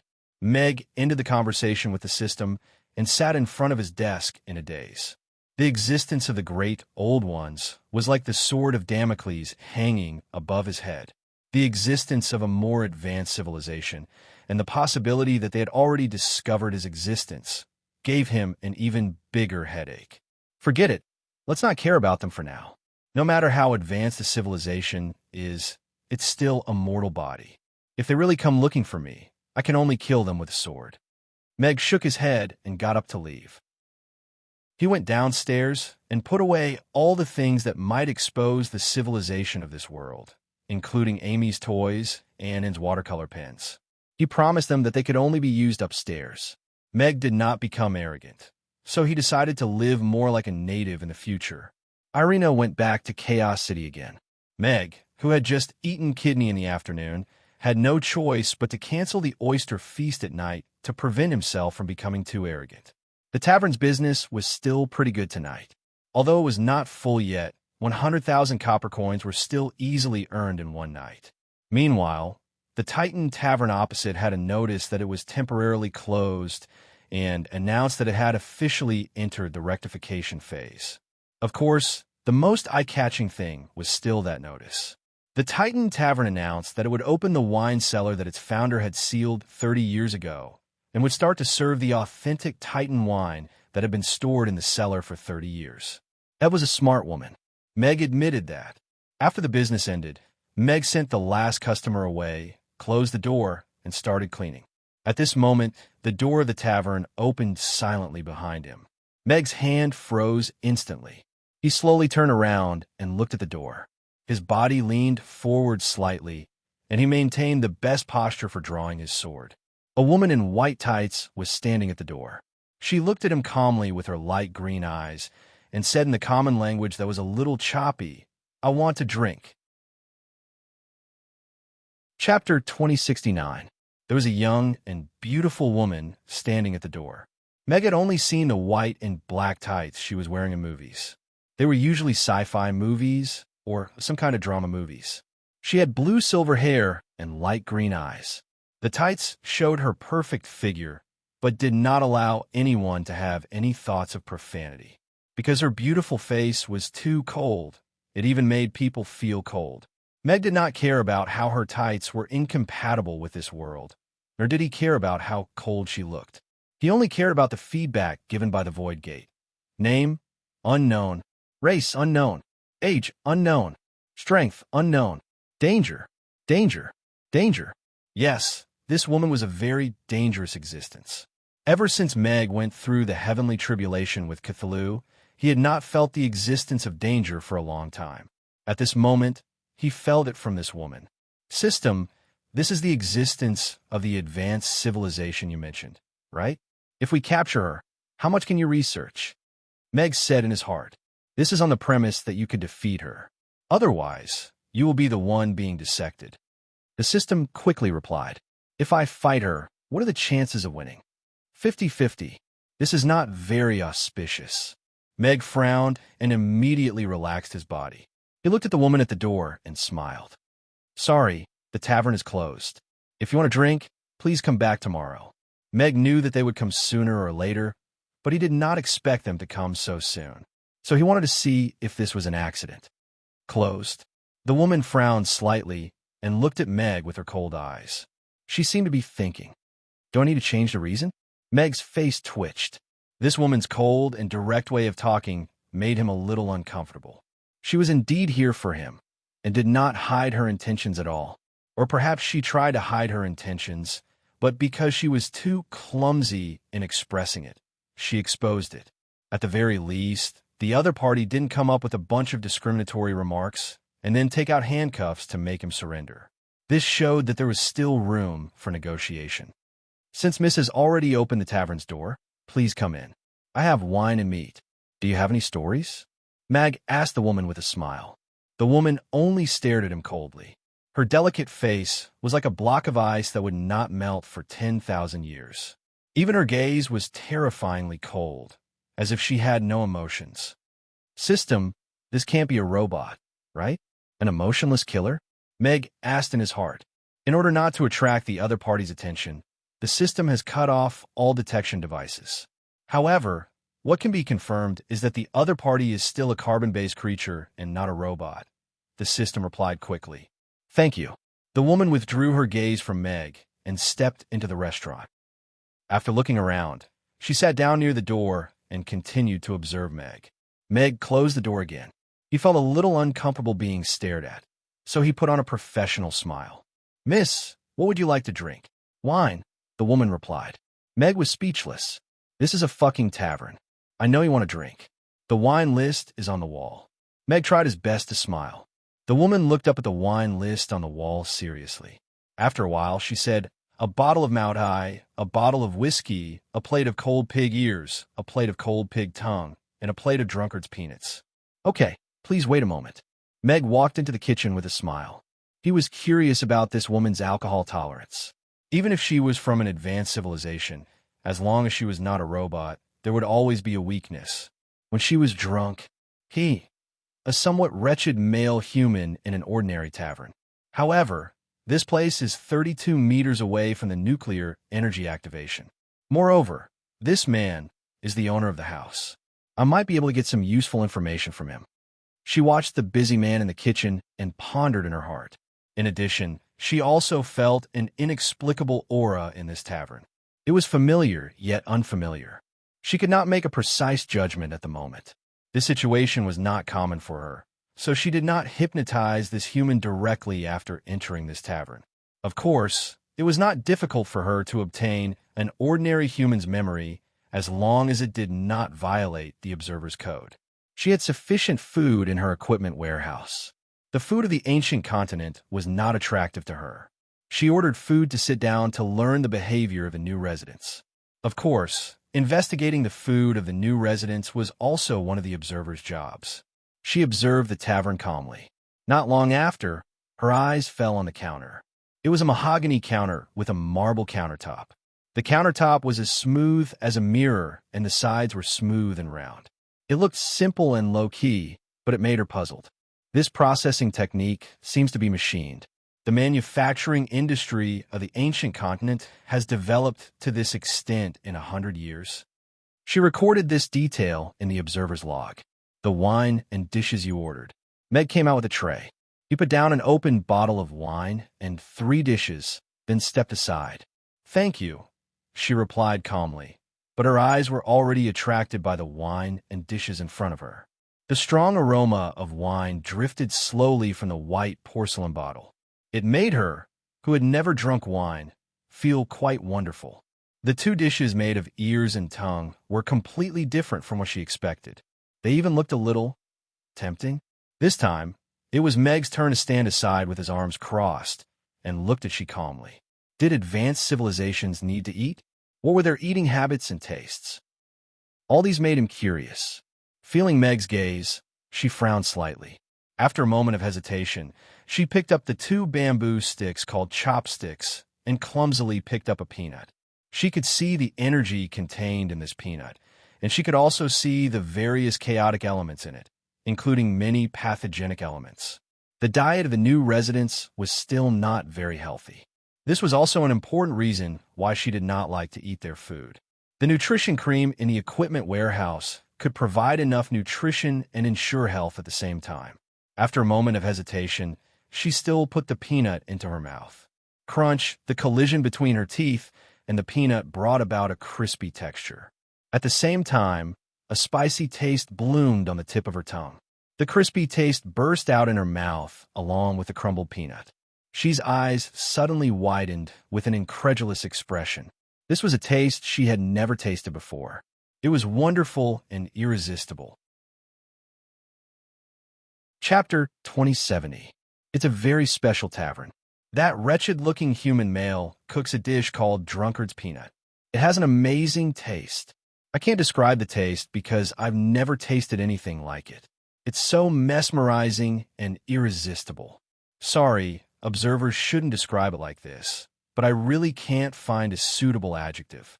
Other than that, There's also a liquor called Mao Tai. It has an unfathomable name, but it tastes very mellow, smooth, and sweet. The alcohol content is very high, reaching 58%. It has a certain hallucinogenic effect and can also be called intoxication. Observer, she, code 9527, discovered an advanced civilization on the Norland continent. Gender, unknown. Race, unknown. Strength, unknown. Looks like a human female, wearing a combat suit made of an unknown metal.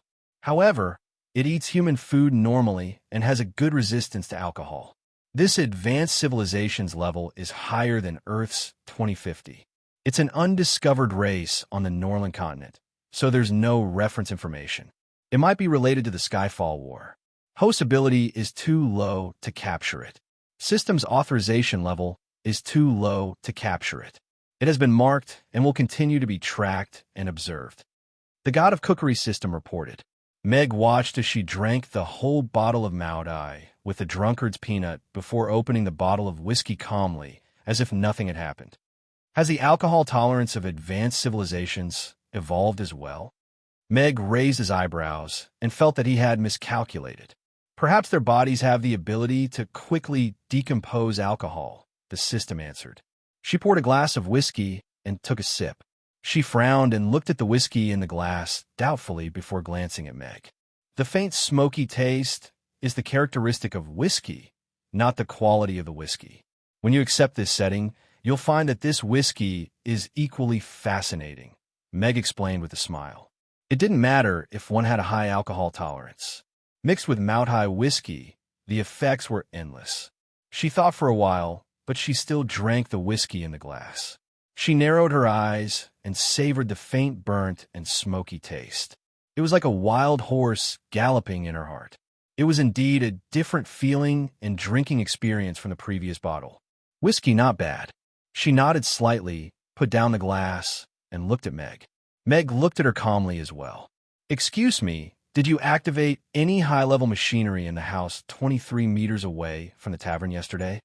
She asked in a voice as cold as electricity. Machinery? What's a machine? Meg looked puzzled, displaying the level of knowledge a person from another world should have. She stared into Meg's eyes for a while and confirmed that he was not lying. She frowned and explained, a machine is a tool or device that can help people reduce the difficulty of their work or save energy. It should be a large machine made of steel. According to the residents around, there was an earthquake yesterday. Didn't you feel it? Of course I felt the earthquake. The house was visibly shaken. There were even officials who came to ask about it. Meg nodded and said frankly, but you're talking about the house next door to ours, right? That is indeed my house, but it has always been empty.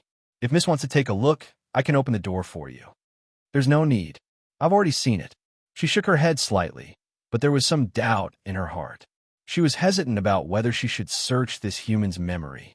The lie detector showed that he was not lying, which meant that he really knew nothing about the nuclear machine. An ordinary human would not be able to fool the lie detector. You're quite blunt. Meg raised his brow. The subconscious contempt of a high-level civilization towards a low-level civilization was exposed. However, he was relieved that she was attracted by the nuclear-powered printing machine. Fortunately, Meg had a backup plan and had the system move the printing press to Chaos City. She did not say anything after that and quietly finished the bottle of whiskey and the 3 dishes. Although she maintained her aloof expression, Meg could tell from the frequency of her picking the food that even an existence from an advanced civilization couldn't resist the temptation of good food. Burp, she, who was about to pay the bill, burped, which surprised her a little. As an extremely disciplined person, she had not eaten too much for many years. She did not expect to eat too much in a human's tavern. Bill, please pack a drunkard's peanut for me. She took out gold coins and put them on the table as she said to Meg. Okay. Meg gave her the change and packed a drunkard's peanut for her. The other party drank 2 bottles of high alcohol content and was about to leave with the packed drunkard's peanut as if nothing had happened. Meg was stunned and did not ask a single question. He was now 100% sure that he could keep her here, let alone that she would not send information back in real time during the battle. She walked towards the door with the drunkard's peanut wrapped in a brown paper bag. Footsteps were suddenly heard on the stairs. Meg turned his head and saw and at the stairs. His heart skipped a beat, and he thought to himself, "This is bad." She stopped in her tracks and suddenly turned around. Her light green eyes stared sharply at the girl standing at the stairs with a picture album in her arms, and also noticed she and showed a polite smile when she saw her staring at her. "This is my daughter, and she can't speak, but she likes to draw. She's very cute, isn't she?" Meg introduced with a smile and walked to her side naturally. He leaned his body slightly to ensure that he could react to She's actions immediately. "There's something wrong with you." She's gaze fell on Meg again. A high-tech black anti-material rifle appeared in her empty right hand. Meg's eyelids twitched a few times. It was an anti-material rifle that was even more exaggerated than the Barrett. Its strong lines seemed to be able to absorb the dark luster of light. There was no stand, and it was carried by this thin woman single-handedly.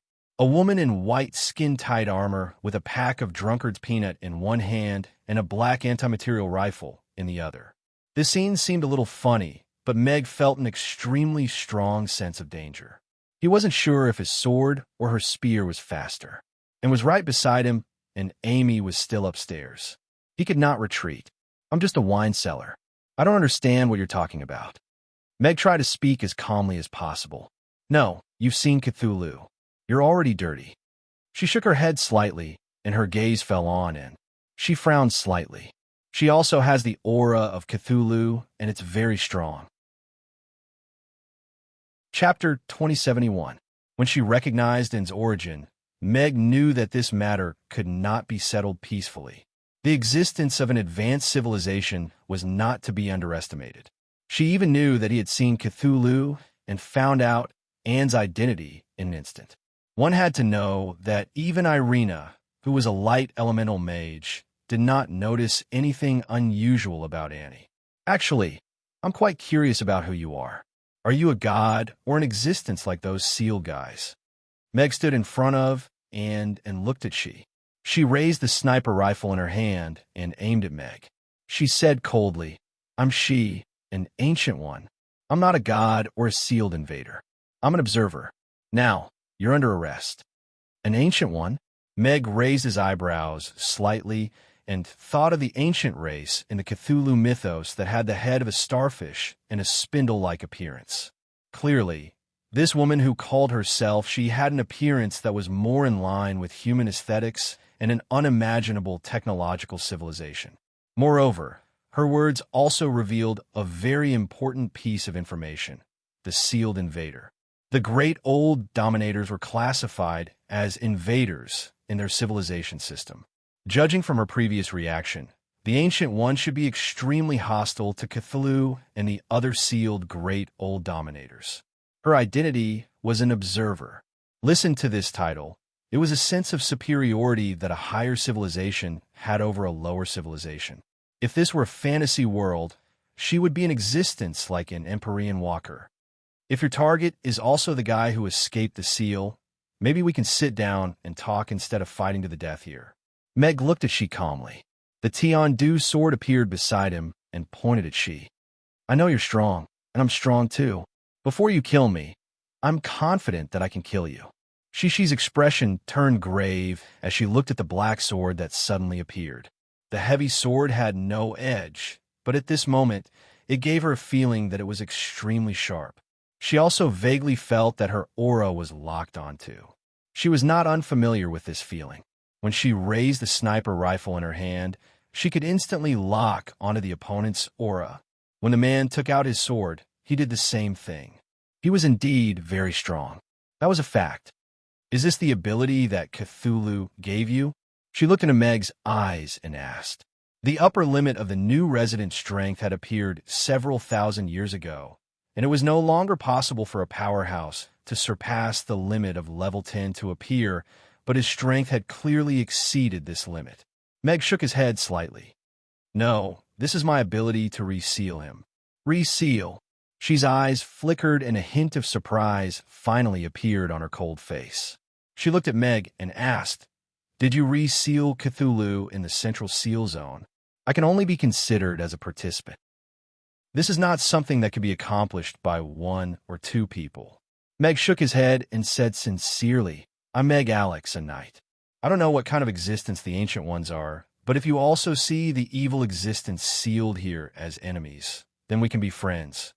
She scrutinized Meg and was silent for a moment before saying, You know what I'm concerned about?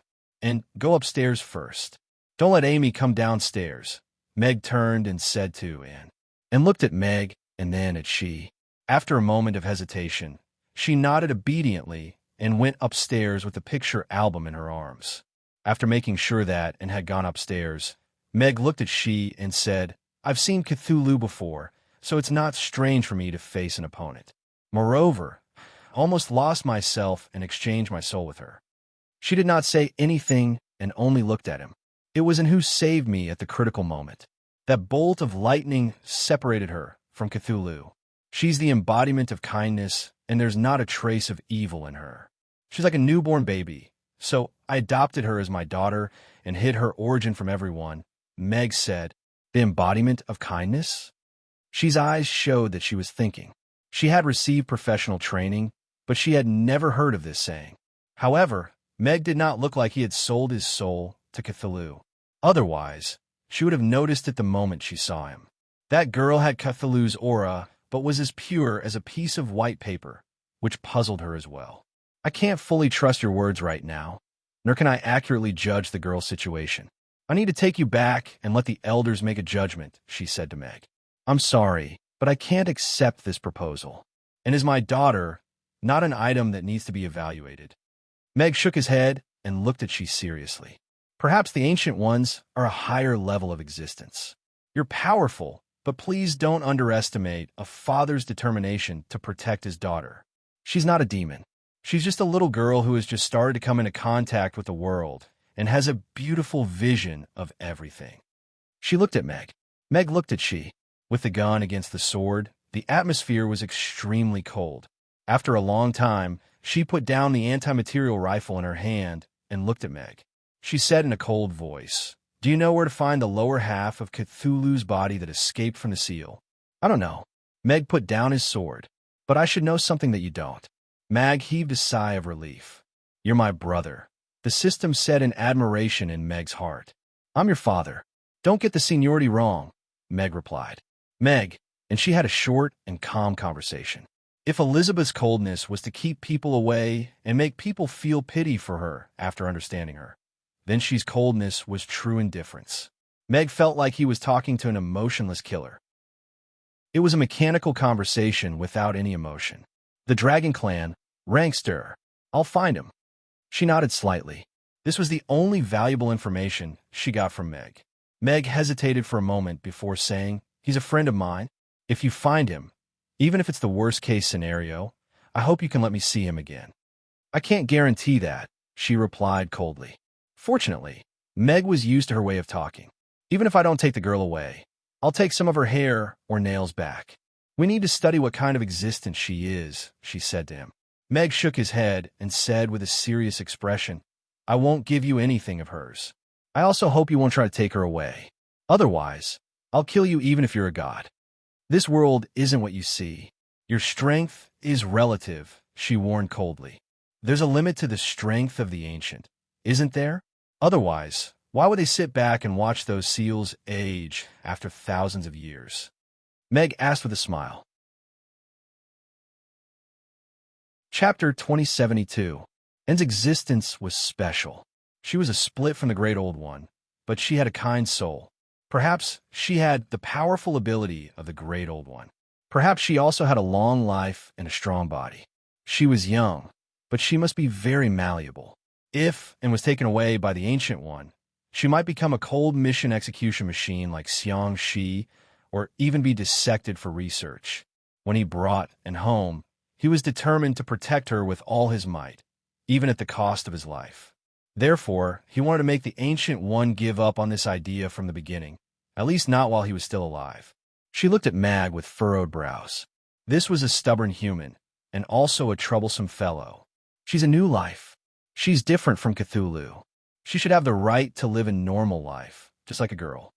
Meg picked up the mermaid album from the counter and threw it to She. She also has the dream of becoming a cartoonist. This child has an extraordinary talent in this aspect. She caught the album. The mermaid on the cover should be from the Lantis tribe. The painting was very delicate and beautiful, showing the mermaid's playfulness and cuteness perfectly. She thought of the album that the girl was holding in her arms when she went downstairs. There seemed to be a rabbit and a turtle on the cover, which looked quite cute. Only you and I know about this at the moment. If possible, I hope you can keep this a secret from me. Meg looked at She and said sincerely and seriously, "There's no evil in this world for no reason. I hope she can become a kind and interesting girl.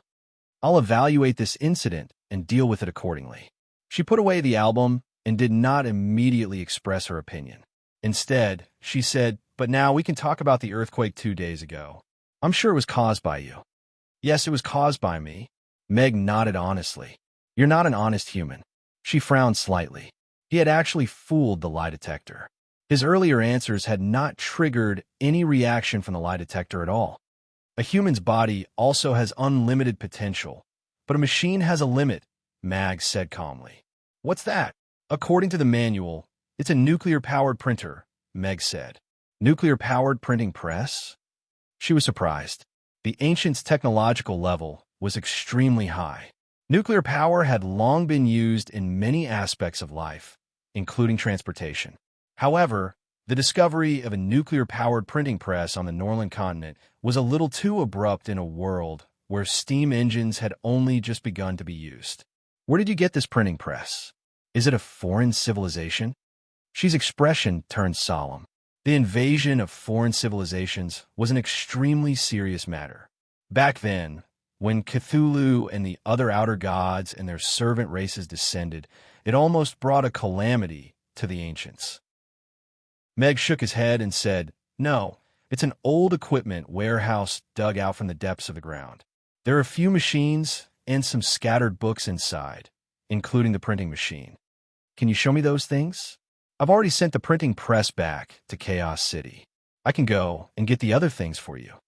Meg turned and went upstairs. After a while, he came down with an oversized wooden box and placed it in front of She. She opened the box, and what entered her eyes were 24 old 9-year compulsory education textbooks, 3 years of college entrance examination, and 5 years of mock exercises. There were also 2 Dragon Ball comics, as well as some old CRT TV sets, old-fashioned radios, aircraft carrier models, Thanos figurines, Black Panther figurines, Ultraman shape-shifting machines, and other strange objects. She's expression became much more solemn as she looked at the terrifying Thanos figurines. This might be the concrete appearance of a certain outer god. She could not read the square words written on those old books at all. She needed to bring them back and let the wise ones in her race decipher them. "That's all. You can take them all if you need," Meg said frankly. "Thank you." She put the box into the equipment warehouse and looked at Meg with less vigilance. "I'll find Josh and Rankster as soon as possible. If you have news of them, please contact me immediately. Happy working with you." Meg reached out his hand to her. She glanced at his hand, nodded slightly, and turned to leave. "Hey, woman." Meg touched his hair and watched She, who had put away the heavy sniper rifle, disappear at the entrance of the restaurant. Only then did he truly breathe a sigh of relief. "System, do you think the wise ones of the ancients will get lost in the sea of mock exercises?" Meg closed the door and suddenly felt a little sorry for the wise ones who were about to be baptized by the sea of knowledge. "You're a little naughty this time." This was prepared by the system according to Meg's request. Since there's an advanced civilization, does it mean that there are gods in this world? Are they just hiding in places unknown to us, so they can establish contact with their successors or clansmen in some way? Meg wondered. "For now, there is such a possibility," the system replied. Maotai was extremely delicious and was a rare wine in the underground city. Moreover, this tavern also had a wine called whiskey that had a special smell of smoke. After one got used to it, it was equally fascinating. However, the owner of this tavern had another identity. His real name was Meg Alex, and he was now the strongest human. He was also the strongest among all the major races in the Northern continent that had been detected so far. He had already broken through the 10th tier limit and could pose a threat to me. He once participated in the battle to seal Cthulhu's upper body and made a very important contribution in that battle. In that battle, Cthulhu was attacked by lightning, and a part of its kind's soul split off and turned into a girl. She looked at the half-written observer's diary in front of her and thought for a while. She silently deleted the last sentence before continuing to write. I made contact with him and obtained important information about the seal under Sky Island being destroyed. This matter is related to the Frost Dragon Tribe's chief, Rankster. I need to find him as soon as possible. There is also a new development regarding the nuclear power incident in Rodu. It was caused by a nuclear-powered printing press. This item was excavated by Meg Alex from an underground cavern. It was also excavated together with an equipment warehouse. There were many special items in it, including dozens of ancient books written in the alien language. I have obtained them and will send them back to the underground city for research as soon as possible. It might be related to the extraterrestrial civilization. Observership. Code 9527. Chapter 2073. This is a dangerous world, but there are opportunities in the midst of danger. So, today's mission: walk bravely into the unknown. Young mistress, please head to the breakfast shop 500 meters away and buy breakfast for the whole family. You will receive a prize wheel upon completion of the mission. That's it. Amy sat on the edge of the bed and swung her short legs. This is indeed a challenging mission for a 3.5-year-old child, but I believe that young mistress will be able to complete this extremely challenging mission. The system encouraged. This is something I could do when I was 3 years old. Amy pursed her lips and corrected it seriously. Besides, I'm 4 years old now, not 3.5-year-old. Although she felt that the mission was too simple and not challenging at all, Amy still jumped out of bed and quietly changed her clothes before going downstairs. Meg, who was doing his morning exercise on the rooftop, heard the commotion and looked out from the balcony. He saw Amy, who was wearing a white down jacket, skipping away in the snow like a little snowball. Behind her, Ugly Duckling was following closely, looking as if it had not woken up yet. "Where's Amy going?" Meg looked at the little fellow who was usually sleeping soundly. Her abnormal behavior was most likely because she had received a new mission from the system.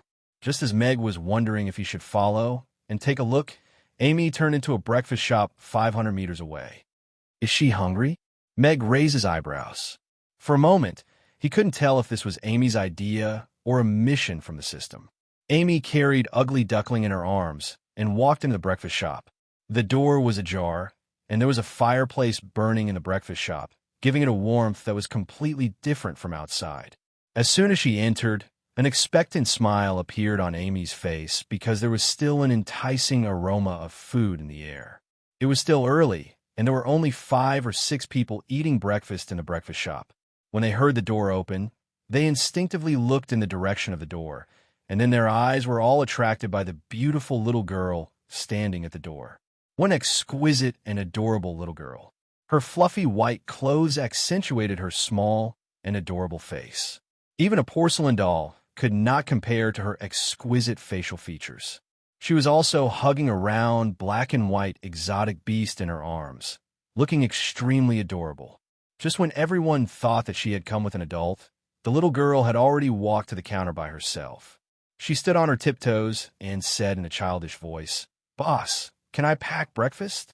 The breakfast shop owner looked at the tiny Amy and glanced in the direction of the entrance. Seeing that there were no adults coming in from outside, he smiled and said, "Little girl, you can have your breakfast takeaway. But what about your parents? Let your parents buy it. You might not be able to take it away later. It's okay, I have money. Moreover, no matter how much it costs, I can still take it away," Amy said with a serious expression. She even took out a gold coin and showed it to the shopkeeper. "This?" The boss hesitated. The little fellow was really too small, and the breakfast in the store was quite big. He really couldn't let her carry it by herself. "Miss, isn't she Mr. Hades' daughter?" Mara asked in surprise. "It's her. AI Faye. who was sitting in the corner, nodded.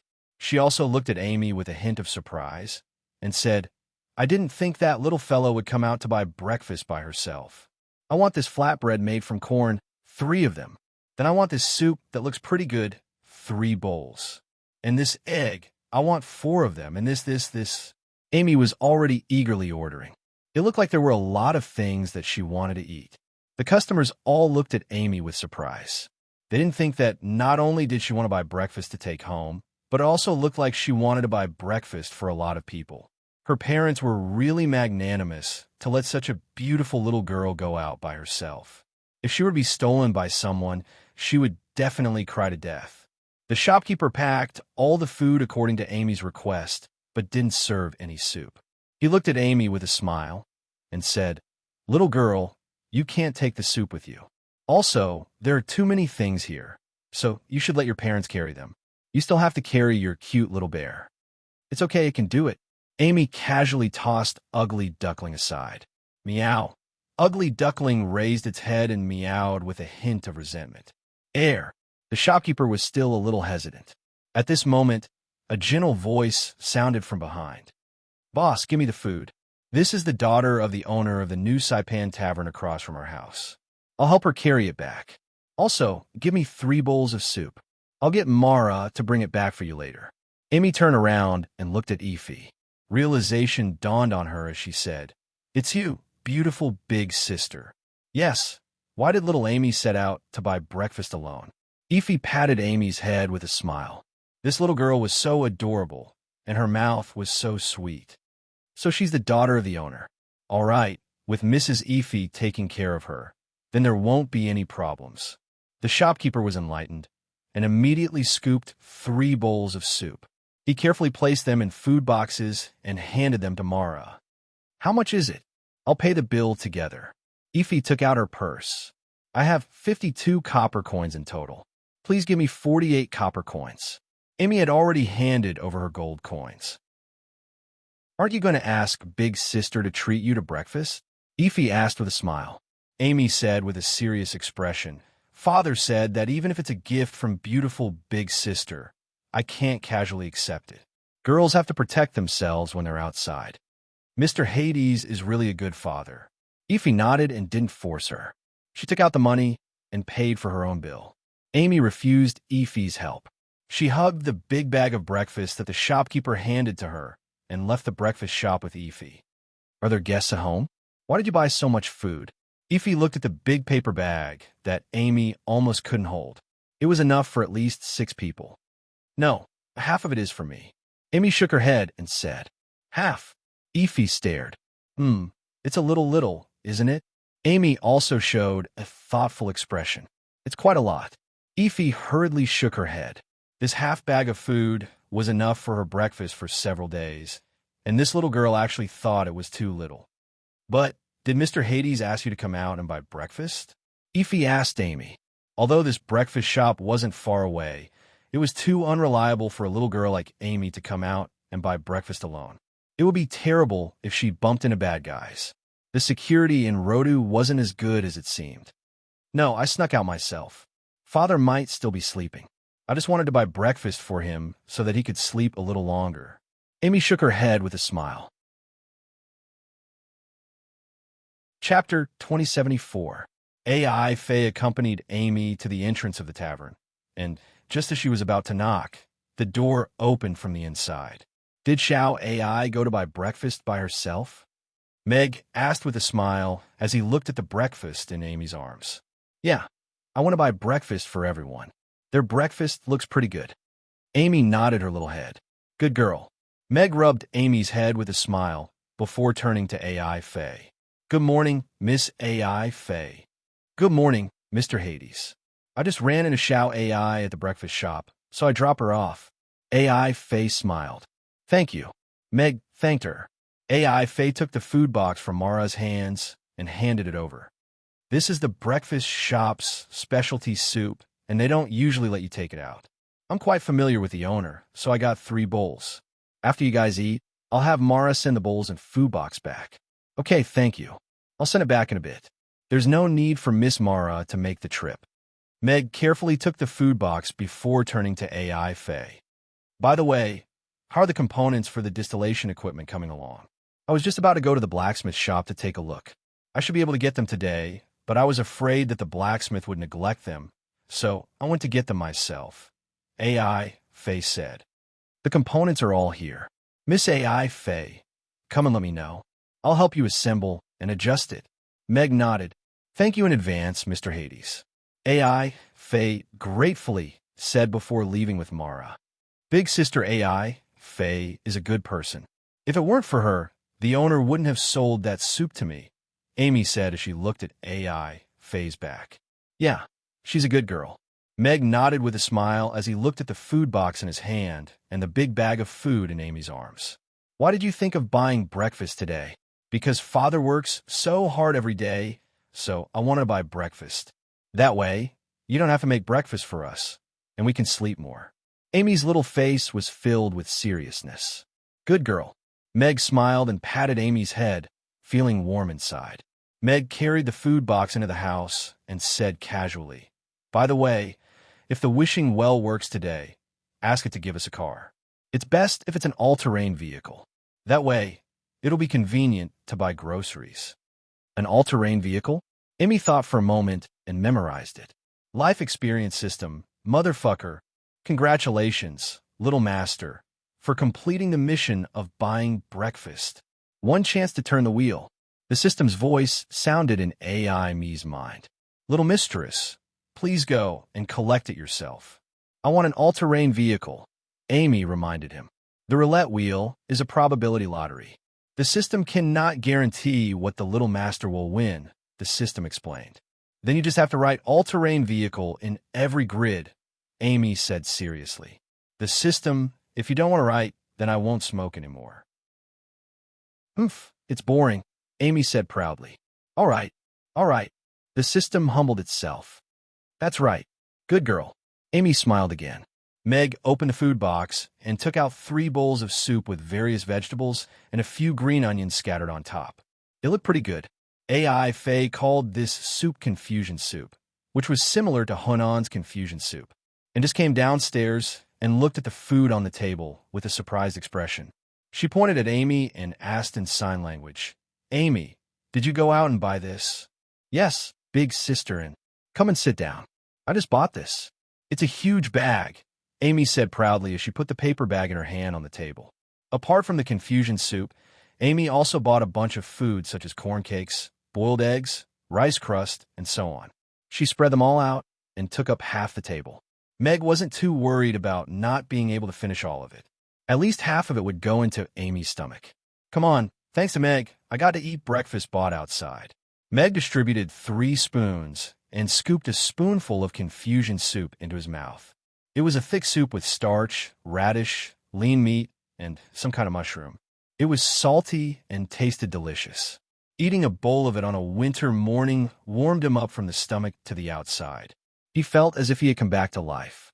The corn cake was cut into small pieces and tasted pretty good. It was probably made by boiling corn and then breaking it up before adding some flour. It was fluffy and had the fragrance of corn. It was a very good coarse grain cake. Meg ate a boiled egg. The rice crust was too hard and wasn't suitable for the elderly, so he could only politely decline. However, the 2 little fellows were happily munching on the food. After Amy was full, she went to play with Ugly Duckling, and, on the other hand, was not in a hurry to go upstairs to draw. She sat down opposite Meg. And, is there anything you want to talk to me about? Meg asked, and with a smile, and hesitated for a moment and said in sign language, Was that person yesterday a bad person? She's not a bad person. She should be considered a good person. Meg shook his head. It seemed that she had scared and when he mentioned the heavy sniper rifle last night. And she liked the picture album you drew, so I gave her the mermaid. Anne's eyes lit up and a smile appeared on her lips. I just don't know if she'll be willing to return it to me after reading it. If she doesn't, and we'll have to draw a new one before it can be printed. Meg sighed softly. It's okay, I can draw a new one, and quickly said in sign language. By the way, I saw you take a new picture book when you went downstairs yesterday. Is it new work?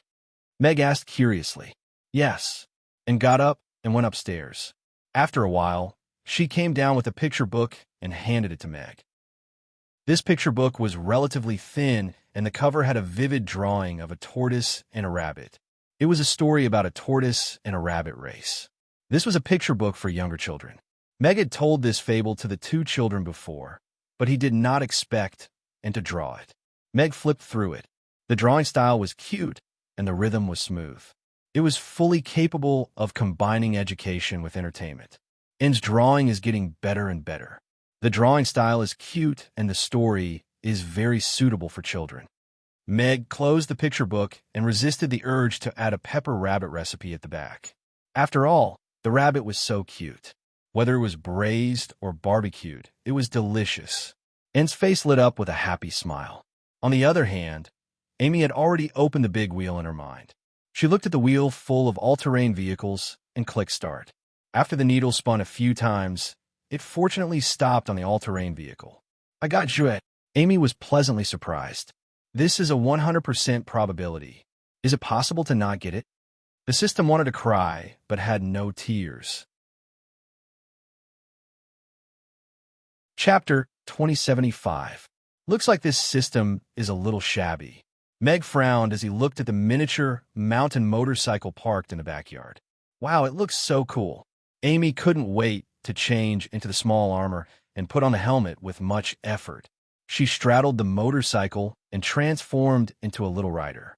However, even though it was a miniature motorcycle, it was still very big for Amy, so it was inevitable that some problems would arise.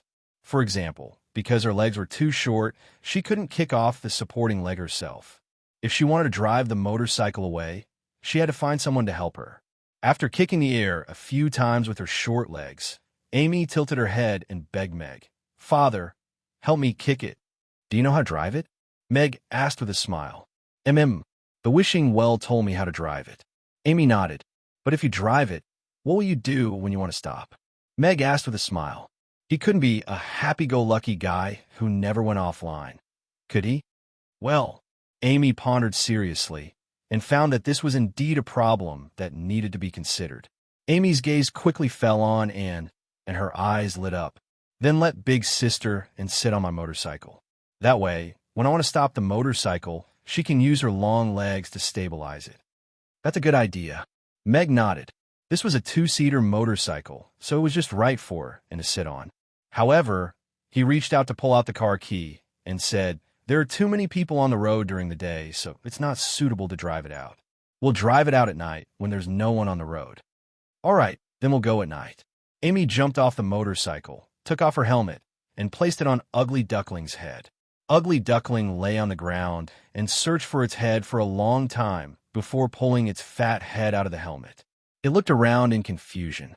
After lunch, Effie came to ask Meg to help install the distillation equipment. Meg went to the Titan Tavern. A few new parts were placed in the cellar, and the original distillation equipment had been dismantled and placed in a corner. The layout of the wine cellar was also redesigned according to Meg's previous design plan. Some unnecessary things were discarded, and some of the processes and procedures were simplified, making the entire wine cellar look more simple. "Mr. Hades, do you need help? These parts are very heavy." Before Faye could finish a sentence, he saw Meg lift up a sealed metal bucket and place it on the stove beside him. F and Mara's eyes widened upon seeing this. This metal bucket was around the height of a grown man, and had taken 4 burly men to carry it in, but Mag was able to lift it up with ease with one hand. How could he be so powerful? "It's a little heavy." Meg also realized that he seemed to have violated his character setting. He twisted his wrist and covered it up. "Please help yourself." Faye smiled. She couldn't see through her neighbor anymore. Not only did he have shocking wealth, but he also had amazing winemaking skills and incredible strength. The blacksmith that Faye had found was quite good. Although the various parts did not fit together seamlessly, there was not too much of a mistake. Meg got an electric welding tool from the system and welded all the parts of the distillation equipment together.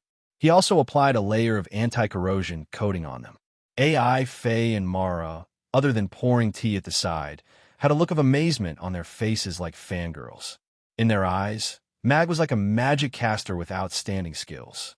He used a mysterious light to glue all the parts together and turned them into a huge piece of equipment that was almost as tall as two people from those shapeless pieces of metal. The distillation equipment has been adjusted. Next, I will teach you how to use this equipment to brew Titan wine. Meg took off his gloves and looked at AI Faye, who was standing at the side with tea in her hands.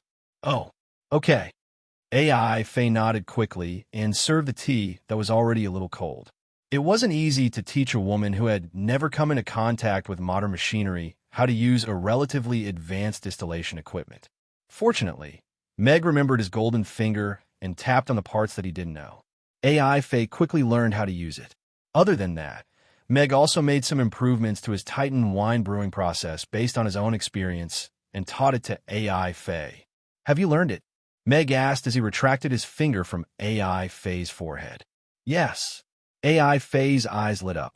The many problems in winemaking that had been troubling her all these years were all solved easily today. She had never felt that winemaking was so simple. With this set of equipment, it would become even simpler. This feeling was too carefree and satisfying. Mr. Hades, She grabbed Meg's hand and blushed. Her excitement was beyond words. Miss AI Faye, don't be like this. Meg retracted his little hand and took a step back. There are still people here. It's not appropriate. Miss, I'll go buy some groceries first. Mara turned around and left. It's a little late. I should go back and cook for the children. Meg looked at his watch and said. AI Faye also realized that she seemed to have forgotten herself. She blushed and said, "Thank you so much, Mr. Hades. I was too excited just now and scared you." It's okay. I appreciate your desire for knowledge. If you have any questions, you can come to me at any time. Meg nodded. Any time? AI Faye subconsciously flipped her hair. It had to be said that AI Faye was indeed a very charming woman. She was as mature as a peach. Even Meg was dazed for a moment. Not at night. Meg clearly refused. Okay. AI Faye nodded slightly. There seemed to be a little disappointment in her voice. Then goodbye. Meg said goodbye and left. What's wrong with me? AI Faye. You're not that kind of woman. AI Faye looked at Meg, leaving the tavern. She stomped her feet and blushed, but her eyes still couldn't help but follow Meg's back until he entered the Saipan Tavern. It's over so soon? Mara, who just took the money and came downstairs, looked at AI Faye with some surprise. Damn girl, what are you thinking about all day long? AI Faye's face was even redder. She reached out and pinched Mara's waist. Miss, please forgive me. I didn't say anything. Mara dodged while feeling wronged. Meg hummed a tune as he returned to the tavern. As soon as he entered the door, he felt the unusual atmosphere. He looked up and just happened to meet the eyes of Irina, who was drinking tea at the door with her legs crossed. His legs trembled, and he almost knelt on the spot. Chapter 2076. I went to install the equipment at the tavern opposite. I did what I promised 2 days ago. I drank 3 cups of tea and came back right after I was done. I was going to cook dinner for the children. Before Irina could ask, Meg had already told her everything. That's it. Irina looked at him with a half smile. Yes, that's it. Meg nodded and sat down opposite Irina. He poured her a glass of water before changing the topic. I have something important to tell you. Is it the devil? Irina looked at Meg with a serious expression. It's not the devil. It's the Ancient Ones, Meg said in a hushed voice. The Ancient Ones? What's that? Irina frowned. Last night, a lady suddenly barged in after the opening hours with a weird weapon. She claimed to be an observer of the Ancient Ones, and she could tell that I had interacted with the devil before. She thought that I might have already exchanged souls with the devil and wanted to kill me, Mag said. Is she very strong? She's not weaker than me. Meg nodded. Irina's expression suddenly became serious. She knew Meg's strength very well. There was no one who could match him on the Norland continent. However, that woman's strength was not weaker than him. What exactly are the Ancient Ones? Mag deduced. I'm guessing that it could be a civilization of a higher level. They have even more power and weapons, but they chose to hide and didn't show themselves on the Norland continent. We couldn't even find any traces of them in the ancient records. What happened after that? Her target was the devil, and so was our target. In a way, we can be friends. Besides, she didn't have absolute confidence that she could walk out of the tavern safely after killing me, so we had to talk and establish contact. Mag took out the communication device that she had given him. It was a phone that could make voice calls. Irina looked at the communication device for a while and said, "If their target is also the devil, it doesn't seem to be a bad thing for us. It's better than us not being able to find Josh and the devil that escaped the seal." From his point of view, yes.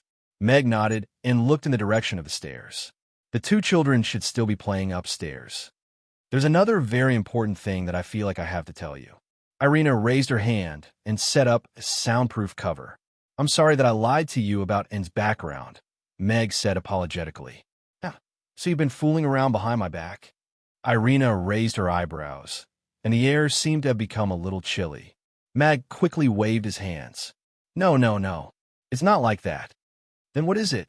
"Actually, N is the pure and kind personality of the devil that was struck by lightning when I sealed it outside Chaos City. That day, I almost lost myself in the devil's illusion. She was the one who guided me and saved my life," Meg explained. "Then, and at that time, I found her to be like a newborn child. She was innocent and kind. I was worried that others would hurt her, so I took her away from the seal and later decided to adopt her. She's a kind child. You know that," Meg said with a serious expression. "Yes, and is a good child." Irina nodded her head. After pondering for a moment, she asked, "So that woman came yesterday and discovered Annie?" Meg nodded. "Yes. The ancient seemed to have a unique way of detecting the devil's aura. She could tell that and was different at first glance and requested to take and back for research. I'm very glad that you kept her. And is like Amy. They're both our children. I can't let her take her away. So I use my emotions and my sword to keep in." Meg nodded, but he was a little worried. "But I feel that she won't give up so easily. After all, from a certain perspective, and is also a devil in their eyes. Even if she's a kind devil, it won't do." Irina looked at Meg with a gentle gaze. She reached out to hold his hand. "I will stand with you to protect our child. Since there's a higher limit in this world, then I will become stronger than I am now. I won't let anyone threaten us anymore," Meg said with a serious expression. AI Faye was busy in the winery. Following Meg's method and her own research over the years, she couldn't wait to use the new equipment to make the first batch of Titan wine. Compared to the original complicated process of making Titan wine and the difficult-to-control distillation equipment, Meg's improved process was much simpler. The distillation equipment was also much easier to use. Mr. Hades taught you how to make Titan wine. Didn't he also learn how to make it?" Mara, who was tending the fire, looked up at AI Faye and asked. AI Faye was surprised, but then she smiled and said, "Mr. Hades' Mautai isn't inferior to Titan wine. With his intelligence, if he really wanted our Titan wine, why would he design and build this winery for us? Yes, Mr. Hades is smart and capable, but he's a little fast." Mara nodded. "There's something wrong with you, girl." AI Faye glanced at her. Mara stuck out her tongue and pretended that she didn't say anything. "Boss, are you going to wine tasting conference tomorrow? With the quality of Mautai and whiskey, you can definitely win the gold medal." "Yes, none of the gold medal wines in the past years can compare to Mautai. Each year is worse than the last. If you win the gold medal, you'll probably have to line up to drink in the future." Today's customers came in, and many asked Meg if he was going to attend the wine tasting conference. It could be seen that the wine tasting conference had a lot of influence in the circle of wine lovers. Meg smiled and told them that Mautai was going to attend the wine tasting conference. As for why whiskey wasn't going, it was to give other wines a chance. Listen to this. Is this still human language? As Saipan Tavern gradually gained fame through word of mouth, it was only 121 points away from 1,000 popularity. Of course, with the wine tasting conference tomorrow, this difference would become plus 10086. After sending off the last customer, Meg closed the tavern door and stretched. Saipan Tavern was on the right track, and its popularity was gradually increasing. The current tavern space was a bit small, and he was considering whether to open up the shop next door and add more seats. At this moment, Meg's expression suddenly froze, and he turned his head to look at the empty space above him. Irina, who was counting money with Amy behind the counter, also stopped what she was doing and looked in the same direction as Meg. The empty space outside the tavern twisted, and a huge figure appeared. Chapter 2077. And bring Amy upstairs to sleep first. We have something to take care of outside, Meg said to, and as he took off his apron and put it aside, and nodded obediently. She held Amy's little hand and went upstairs without asking anything. What happened? Amy asked with a puzzled expression, and shook her head, but gave her a hug with a smile, assuring her that she would protect her. System, what happened? Amy asked in her heart. A powerful and terrifying unknown creature has appeared outside. Young mistress, please stay put. The system quickly replied. Is it a baddie? It's an unknown creature that's different from any recorded species on the Norland continent. It's very powerful, and is not something that young mistress can deal with at the moment, the system replied. Then can you? This system is to assist young mistress. I can't attack any creature. Then you can't beat it, idiot. Amy rolled her eyes. She couldn't help but worry about her parents. You protect the two children. I'll take that fellow away from here first, Meg said to Irina before putting on a mask and dashing out of the door. The Titan Tavern was closed for the day, and there were no lights on Romo Street. It was very quiet, and in the void above Saipan Tavern, there was a huge creature floating in the air. It was a three-headed snake with huge bat wings. Its head was like a WRM's, and it looked ferocious and terrifying. Its scarlet vertical eyes were like red lanterns in the dark. Venom dripped from its sharp fangs onto the ground, and immediately corroded a deep hole in the bluestone ground. The three-headed snake had already locked onto Meg as soon as he stepped out of the door. Hiss, hiss. The giant snake stuck out its tongue and charged toward Meg. So, it's really coming for me? Then I'll show you around Rodu. Meg's lips curled up, and he turned into a blur as he dashed toward the various departments not far away. The giant snake turned around and flew after Meg. At first glance, this giant snake looked like some kind of magical beast, but Meg was more concerned about the demonic aura on its body. The demonic chi that came from the same source as the Great Old One was extremely dense, and he was sure that this was not a simple magical beast that was being controlled, but more like a magical creature with its own intelligence. Meg walked between the Yaman's buildings. After failing to catch him several times, the giant snake began to attack. Blazing fireballs were spat out from the snake's mouth and landed on the houses. Instantly, the buildings collapsed and started a huge fire. It was already late at night, and there was no one in the Yaman. However, this place was very close to the Imperial Palace. Meg could already sense the auras of several experts approaching. Meg and the giant snake destroyed the offices of several departments. Then, they chose a route with fewer people and headed out of the city. Before the snake could leave the city, it was stopped by 2 knights of the 10th rank and a great magician. Meg concealed his aura and stopped not far away to spectate the battle. Who dares to wreak havoc in our Rodu? The leading 10th tier knight yelled at the giant black snake that was being kept at bay by the wall of ice with a heavy sword in his hand. The other 2 magicians and the knight also wore grave expressions. During this period of time, 20 to 30 10th rank powerhouses had gathered in Rodu, and they had been ordered to be on standby at all times. Earlier, there was a powerful battle near the Imperial Palace. Apart from the powerful beings guarding the palace, the 3 of them were the first to arrive and stop the perpetrator. During this period of time, rumors about demons had been spreading like wildfire, and the hideous creature that they had stopped was giving off a terrifying demonic aura. It was quite similar to the demons that they had imagined. The giant snake that was hovering in mid-air was over 100 meters in length. It had 3 terrifying heads and a pair of huge bat wings on its back. It was the embodiment of horror and ugliness.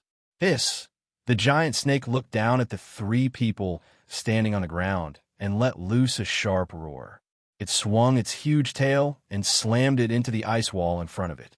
The sound of air exploding erupted as the thick ice wall was instantly reduced to shards of ice. At the same time, the three snakeheads opened their mouths in unison and blasted three massive fireballs down below. Stop it together and wait for reinforcements. The leading knight roared as he stomped a foot into the ground and disappeared on the spot. He appeared above the giant snake in the blink of an eye and drew his long sword before slashing it down. The most powerful trump cards of a 10th rank knight were their sword techniques. Their understanding of the laws of nature allowed them to unleash power that was far beyond their physical limits. A white streak of light pierced through the sky and came crashing down with unstoppable force, threatening to slice the giant snake in half. The magic caster slapped several protective talismans onto his body before hurtling back in retreat. At the same time, he raised his wand high into the air and began to chant a spell. The other 10th rank knight also charged toward the giant snake with his sword in hand. This giant snake was a little strange, and it didn't appear to be a powerful magic beast that had entered Rodu by accident. As such, it was very important for them to work together. The three fireballs landed on the street and blasted three craters that were several meters deep into the ground. The giant snake seemed to be a little anxious after failing to hit its target and being attacked by three 10th rank powerhouses. It flapped its wings violently, and two gusts of hurricanes appeared as its body suddenly shifted backward. The giant snake's tail flipped over and swept toward the knight, who was slashing down with his sword in midair. At the same time, one of its heads opened its mouth and bit toward him. This was a rather intense battle.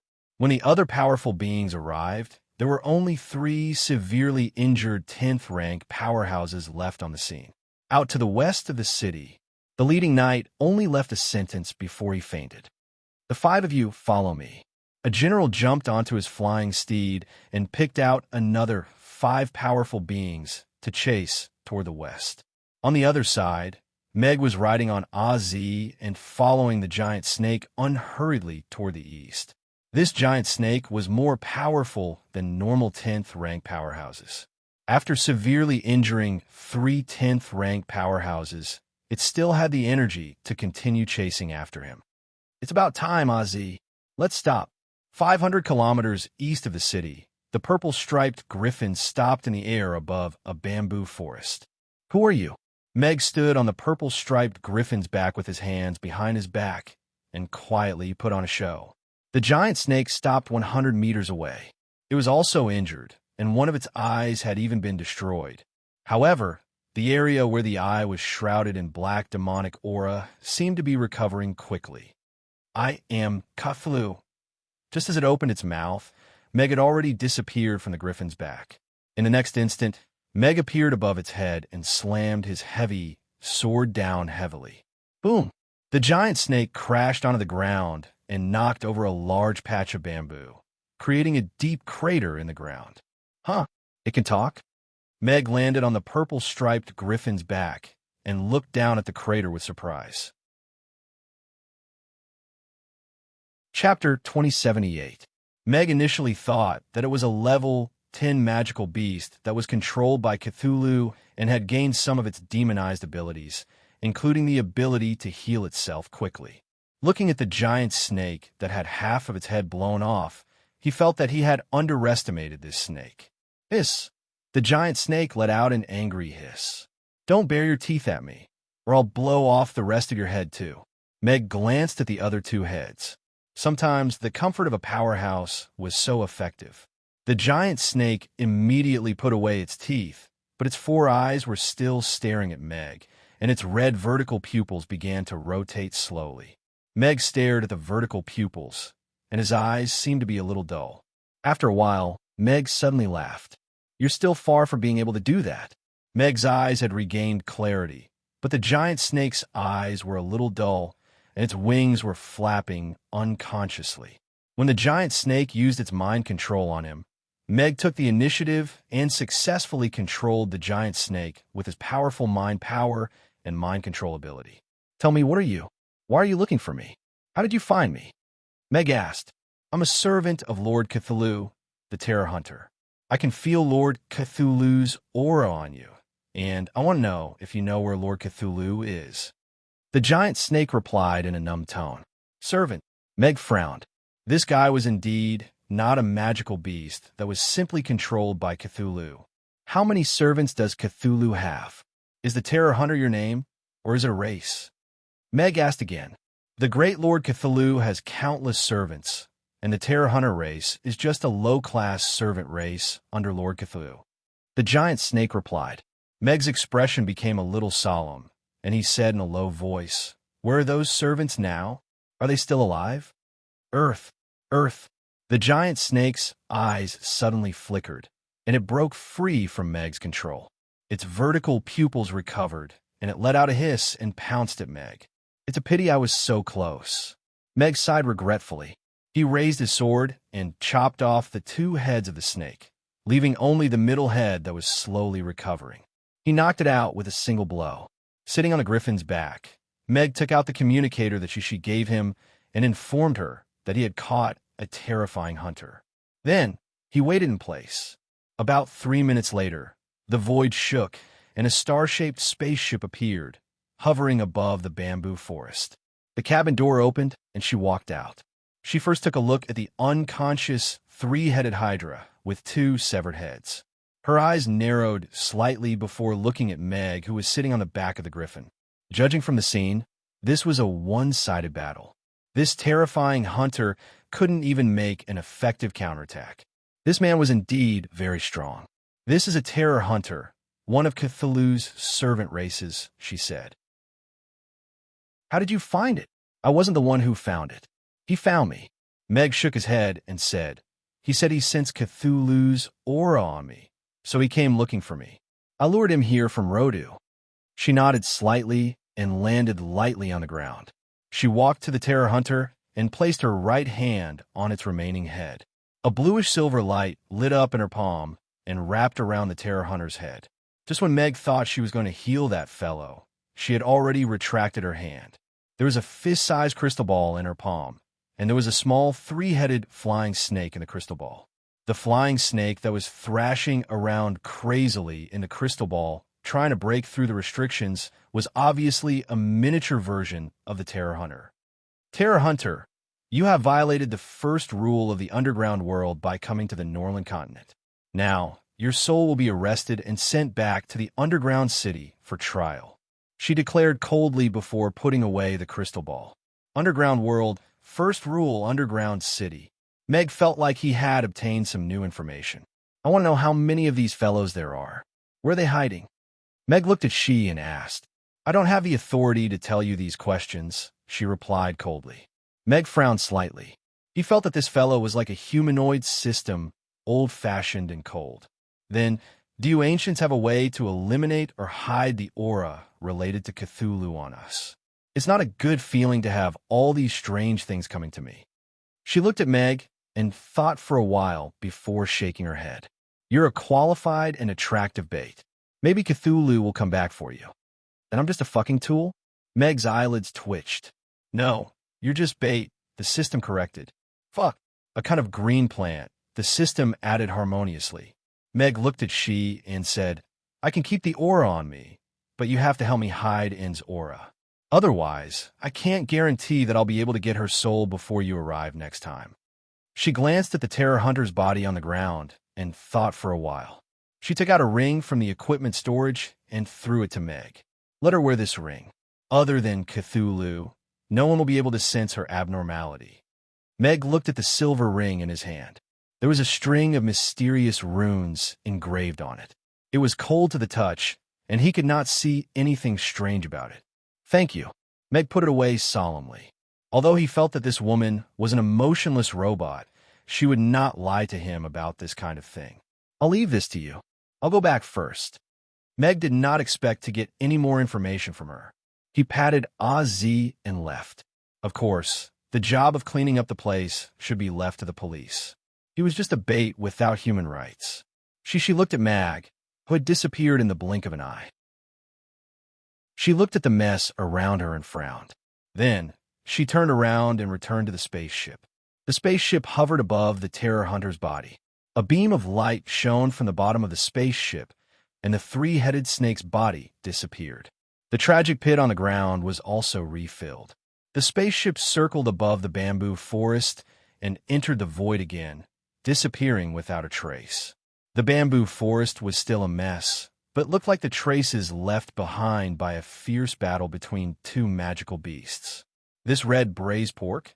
Is it really that delicious? She lay on the floating chair and looked at the glowing red braised pork in the picture book. Her throat moved. After a while, she put down the picture book and got up to take a wine glass from the shelf. She poured herself a glass of wine and grabbed a handful of drunkard peanuts from the box. She sat by the window and drank alone. Chapter 2079. System. Can you get an underground world detector? The kind that can pierce through the Earth's crust. I'm highly suspicious that these guys are hiding underground, and perhaps they've even built a new world down there. Meg sat on the griffin's back as he spoke in his heart.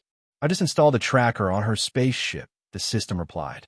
Isn't a tracker from a low-level civilization like yours designed to increase my chances of being suspected? Meg pursed his lips. That's a high-level tracker that I bought from another system at a high price. It's the latest technology from the M78 Nebula, and it was taken from an Ultraman that had only been in service for 200 years, the system emphasized. Is Ultraman that powerful? Meg was a little skeptical. This is the latest coordinate information of that spaceship. A three-dimensional coordinate map appeared in Meg's mind. Where is it? Meg looked at the blank coordinates. The system was silent for a while before replying. Normal mechanical failures can also occur in high-level civilizations. As a fake mechanical engineer, you should be able to understand, right? Mag rolled his eyes and snapped. You're just a cheapskate. You bought a second-hand, crooked product. Meg was just about to exit when the coordinate map flashed a few times. A faint red dot appeared, but it quickly disappeared, leaving behind a set of coordinates. The spaceship is now 100 kilometers north of Rodu, and it's at an altitude of 10,000 meters, the system said excitedly. What kind of tracker is it if it can't be located in real time? Meg also had a flying restaurant, but that was a legitimate spaceship. He didn't think he could catch up to it. After ending the topic of tracking, Meg was still thinking about the underground city. After thinking for a while, a thought suddenly flashed through his mind. System, do you think this world is three-dimensional, like a 1,000-layer pancake? We think we're on the first layer, but we're actually on the second layer. There's another layer underground, and perhaps another layer in the sky. There's no way that the ancient beings from a high-level civilization would put themselves in a dark underground world to suffer. This means that the so-called underground world is completely different from the underground world in our minds. Furthermore, there was an upper limit to the Norland continent sky. Could it be the previous world's base? The ones living in the underground world are the servants of the ancient ones and the great old ones. What about the ones living in the sky? Meg was a little excited. He felt as if he was about to come into contact with the essence of the world, just like when Magellan proved that the world was round. The system was silent for a long time. Perhaps there is such a possibility. The underground world under the control of the ancient ones seems to be very orderly, but the Norland continent allows all the races to fight each other. It's completely like raising parasites. Then where were the so-called gods of the various races? In the sky or underground? Meg continued to ponder. Host, this system still needs to remind you that your main mission is only to become the god of cooking in this world. You don't have to explore the unsolved mysteries of the world. As a system, you have to have some goals. A god of cooking doing what a god of war did. Wouldn't that be very cool? Meg said, no, that would only be judged as not doing proper work and having low business ability. Do you really want to be mocked and kicked out of the group chat for the rest of your life as a cooking system? Only with a powerful host can you leave your name in the history of the system and be remembered forever. Meg said passionately. It sounds like that's the case. The system was a little shaken. Do your job well. Go to other systems and get some black technology, or get some elixirs that can make you immortal. After we're done torturing the great old ones, we don't need bicycles anymore. The world will be ours, Meg encouraged. All right, I'll go right away, the system said excitedly. Meg raised his eyebrows slightly, and the corners of his mouth curled up crazily. When he returned to Rodu, Meg saw Irina with the two children blowing up the streets of Romo Street. Oh, that's not quite right. Irina put a soundproof cover on the motorcycle so that Amy and could fully experience the wildness and feedback of riding the motorcycle, but it didn't affect the nearby residents at all. Amy, who was wearing a black and white helmet and tight black and white battle armor, looked like a little knight as she carried and around the corner and completed a perfect drift before returning to the entrance of Saipan Tavern, and put down her leg and supported herself on the bike. The two of them took off their helmets and laughed happily. You drove very well. You even learned how to drift, Meg said with a smile as he jumped down from Ozzy's back. Amy jumped down from the bike, rushed to Meg, and asked with concern, Father, are you all right? I'm fine. Let's go in first. Meg carried her up, waved at Ozzy, and entered the tavern. Irina put away the motorcycle for Amy and brought an in. Where's the baddie? Amy asked Meg. I chased him away, Meg said with a smile. Father is really awesome. Amy looked at Meg with admiration in her eyes. Oh, right, I have a small gift for you. Meg took out 2 boxes and handed the big purple box to Amy and the white one to In. What's this? Amy opened the box, and it was filled with all kinds of snacks that had been changed into local packaging. Wow, there's so much yummy food. Amy's eyes lit up, and she immediately took out a bag of chips to munch on, and opened the small box, and there was a silver ring inside. She picked up the ring and looked at it under the light, her eyes full of love. Try it on and see if it fits, Meg said to In with a smile, and nodded obediently and put the silver ring on her index finger. However, her finger was too slender, and the ring was obviously bigger. Just as In was about to try on her other finger, the ring suddenly shrank and fit perfectly on her index finger. It fits perfectly. Meg's eyes lit up. As expected of a ring from an advanced civilization, it could adjust its size according to the wearer. Then, and can wear it from now on. It's pretty good. I like it very much, and said in sign language. She raised her hand and pointed at the light, and a smile appeared on her face as she looked at the ring shimmering under the light. What was that thing just now? After coaxing the 2 children to sleep, Irina looked at Meg, who had just finished showering and came out of the bathroom with a towel wrapped around him. It's from Cthulhu's servant race. It's a 3-headed flying snake monster with strength above normal level 10. I lured it out of the city and severely injured it. Then I called that woman to take it away. Meg took off the towel and threw it aside before walking to the bed. Chapter 2080. That woman and that 3-headed serpent could have come from underground. The Ancient Ones had established order there and restricted Cthulhu's servants from coming to the Norland continent. Meg reached into his pocket at the head of the bed and realized that he hadn't smoked in a long time. He couldn't help but feel a little regretful. There's another world underground? Irina asked curiously. Her face was slightly red, and she was still a little out of breath. That might be the case. Perhaps this world is different from what we know. Meg nodded slightly. He looked up at the ceiling with a smile and said, Perhaps there's another world in the sky. Otherwise, why can't the powerhouses fly to higher places? There seems to be an upper limit to the sky. Irina's eyes widened gradually. She was in disbelief and disbelief. Meg could understand how she felt. After all, the people on the Norland continent should think that they were the center of the world, and that the heaven and earth revolved around them. But one day, when they found out that the Norland continent was just a filler sandwich between 2 continents, they wouldn't feel too good. Irina was silent for a while. She looked at Meg and asked, If God's will comes from heaven, then does God live in that world in the sky? I think so too. Meg looked at Irina with admiration. She was indeed his wife. She could even think of the same thing as him. What's the outside world like? Irina asked curiously. This was the nature of all intelligent life. It was curiosity and yearning for the unknown. Perhaps it's an endless void. Barbara said that the world outside the moon is a vast sea of stars, Meg said. What's the ring you gave? And just now? I got it from that woman. It can hide In's aura and prevent those things from finding her, Meg explained. That woman is pretty good to you. Irina looked up at him with a smile. She's just an emotionless robot. I'll give her the three-headed snake and promise to give her all the weird underground creatures in the future in exchange for this ring, Meg said calmly. Is that so? Irina declined to comment as her slender hands once again wrapped around his neck.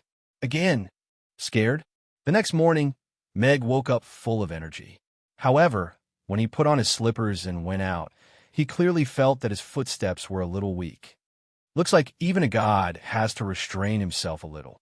Meg sighed in his heart, ignoring the advertisement of the blue pill that appeared in his mind. Today was the official day of the wine tasting conference. As one of the favorites to win, Meg had to be there. Half of the 1-month deadline had already passed, and the Saipan Tavern was still a small, unknown tavern. It was still a far cry from its reputation in Rodu. The wine tasting conference was a shortcut. Judging from Eiffel's lousy winemaking skills, the gold medal of the wine tasting conference was indeed a golden signboard.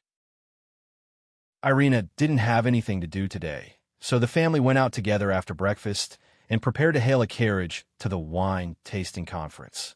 Mr. Hades, your family is also going to attend the wine tasting conference, right?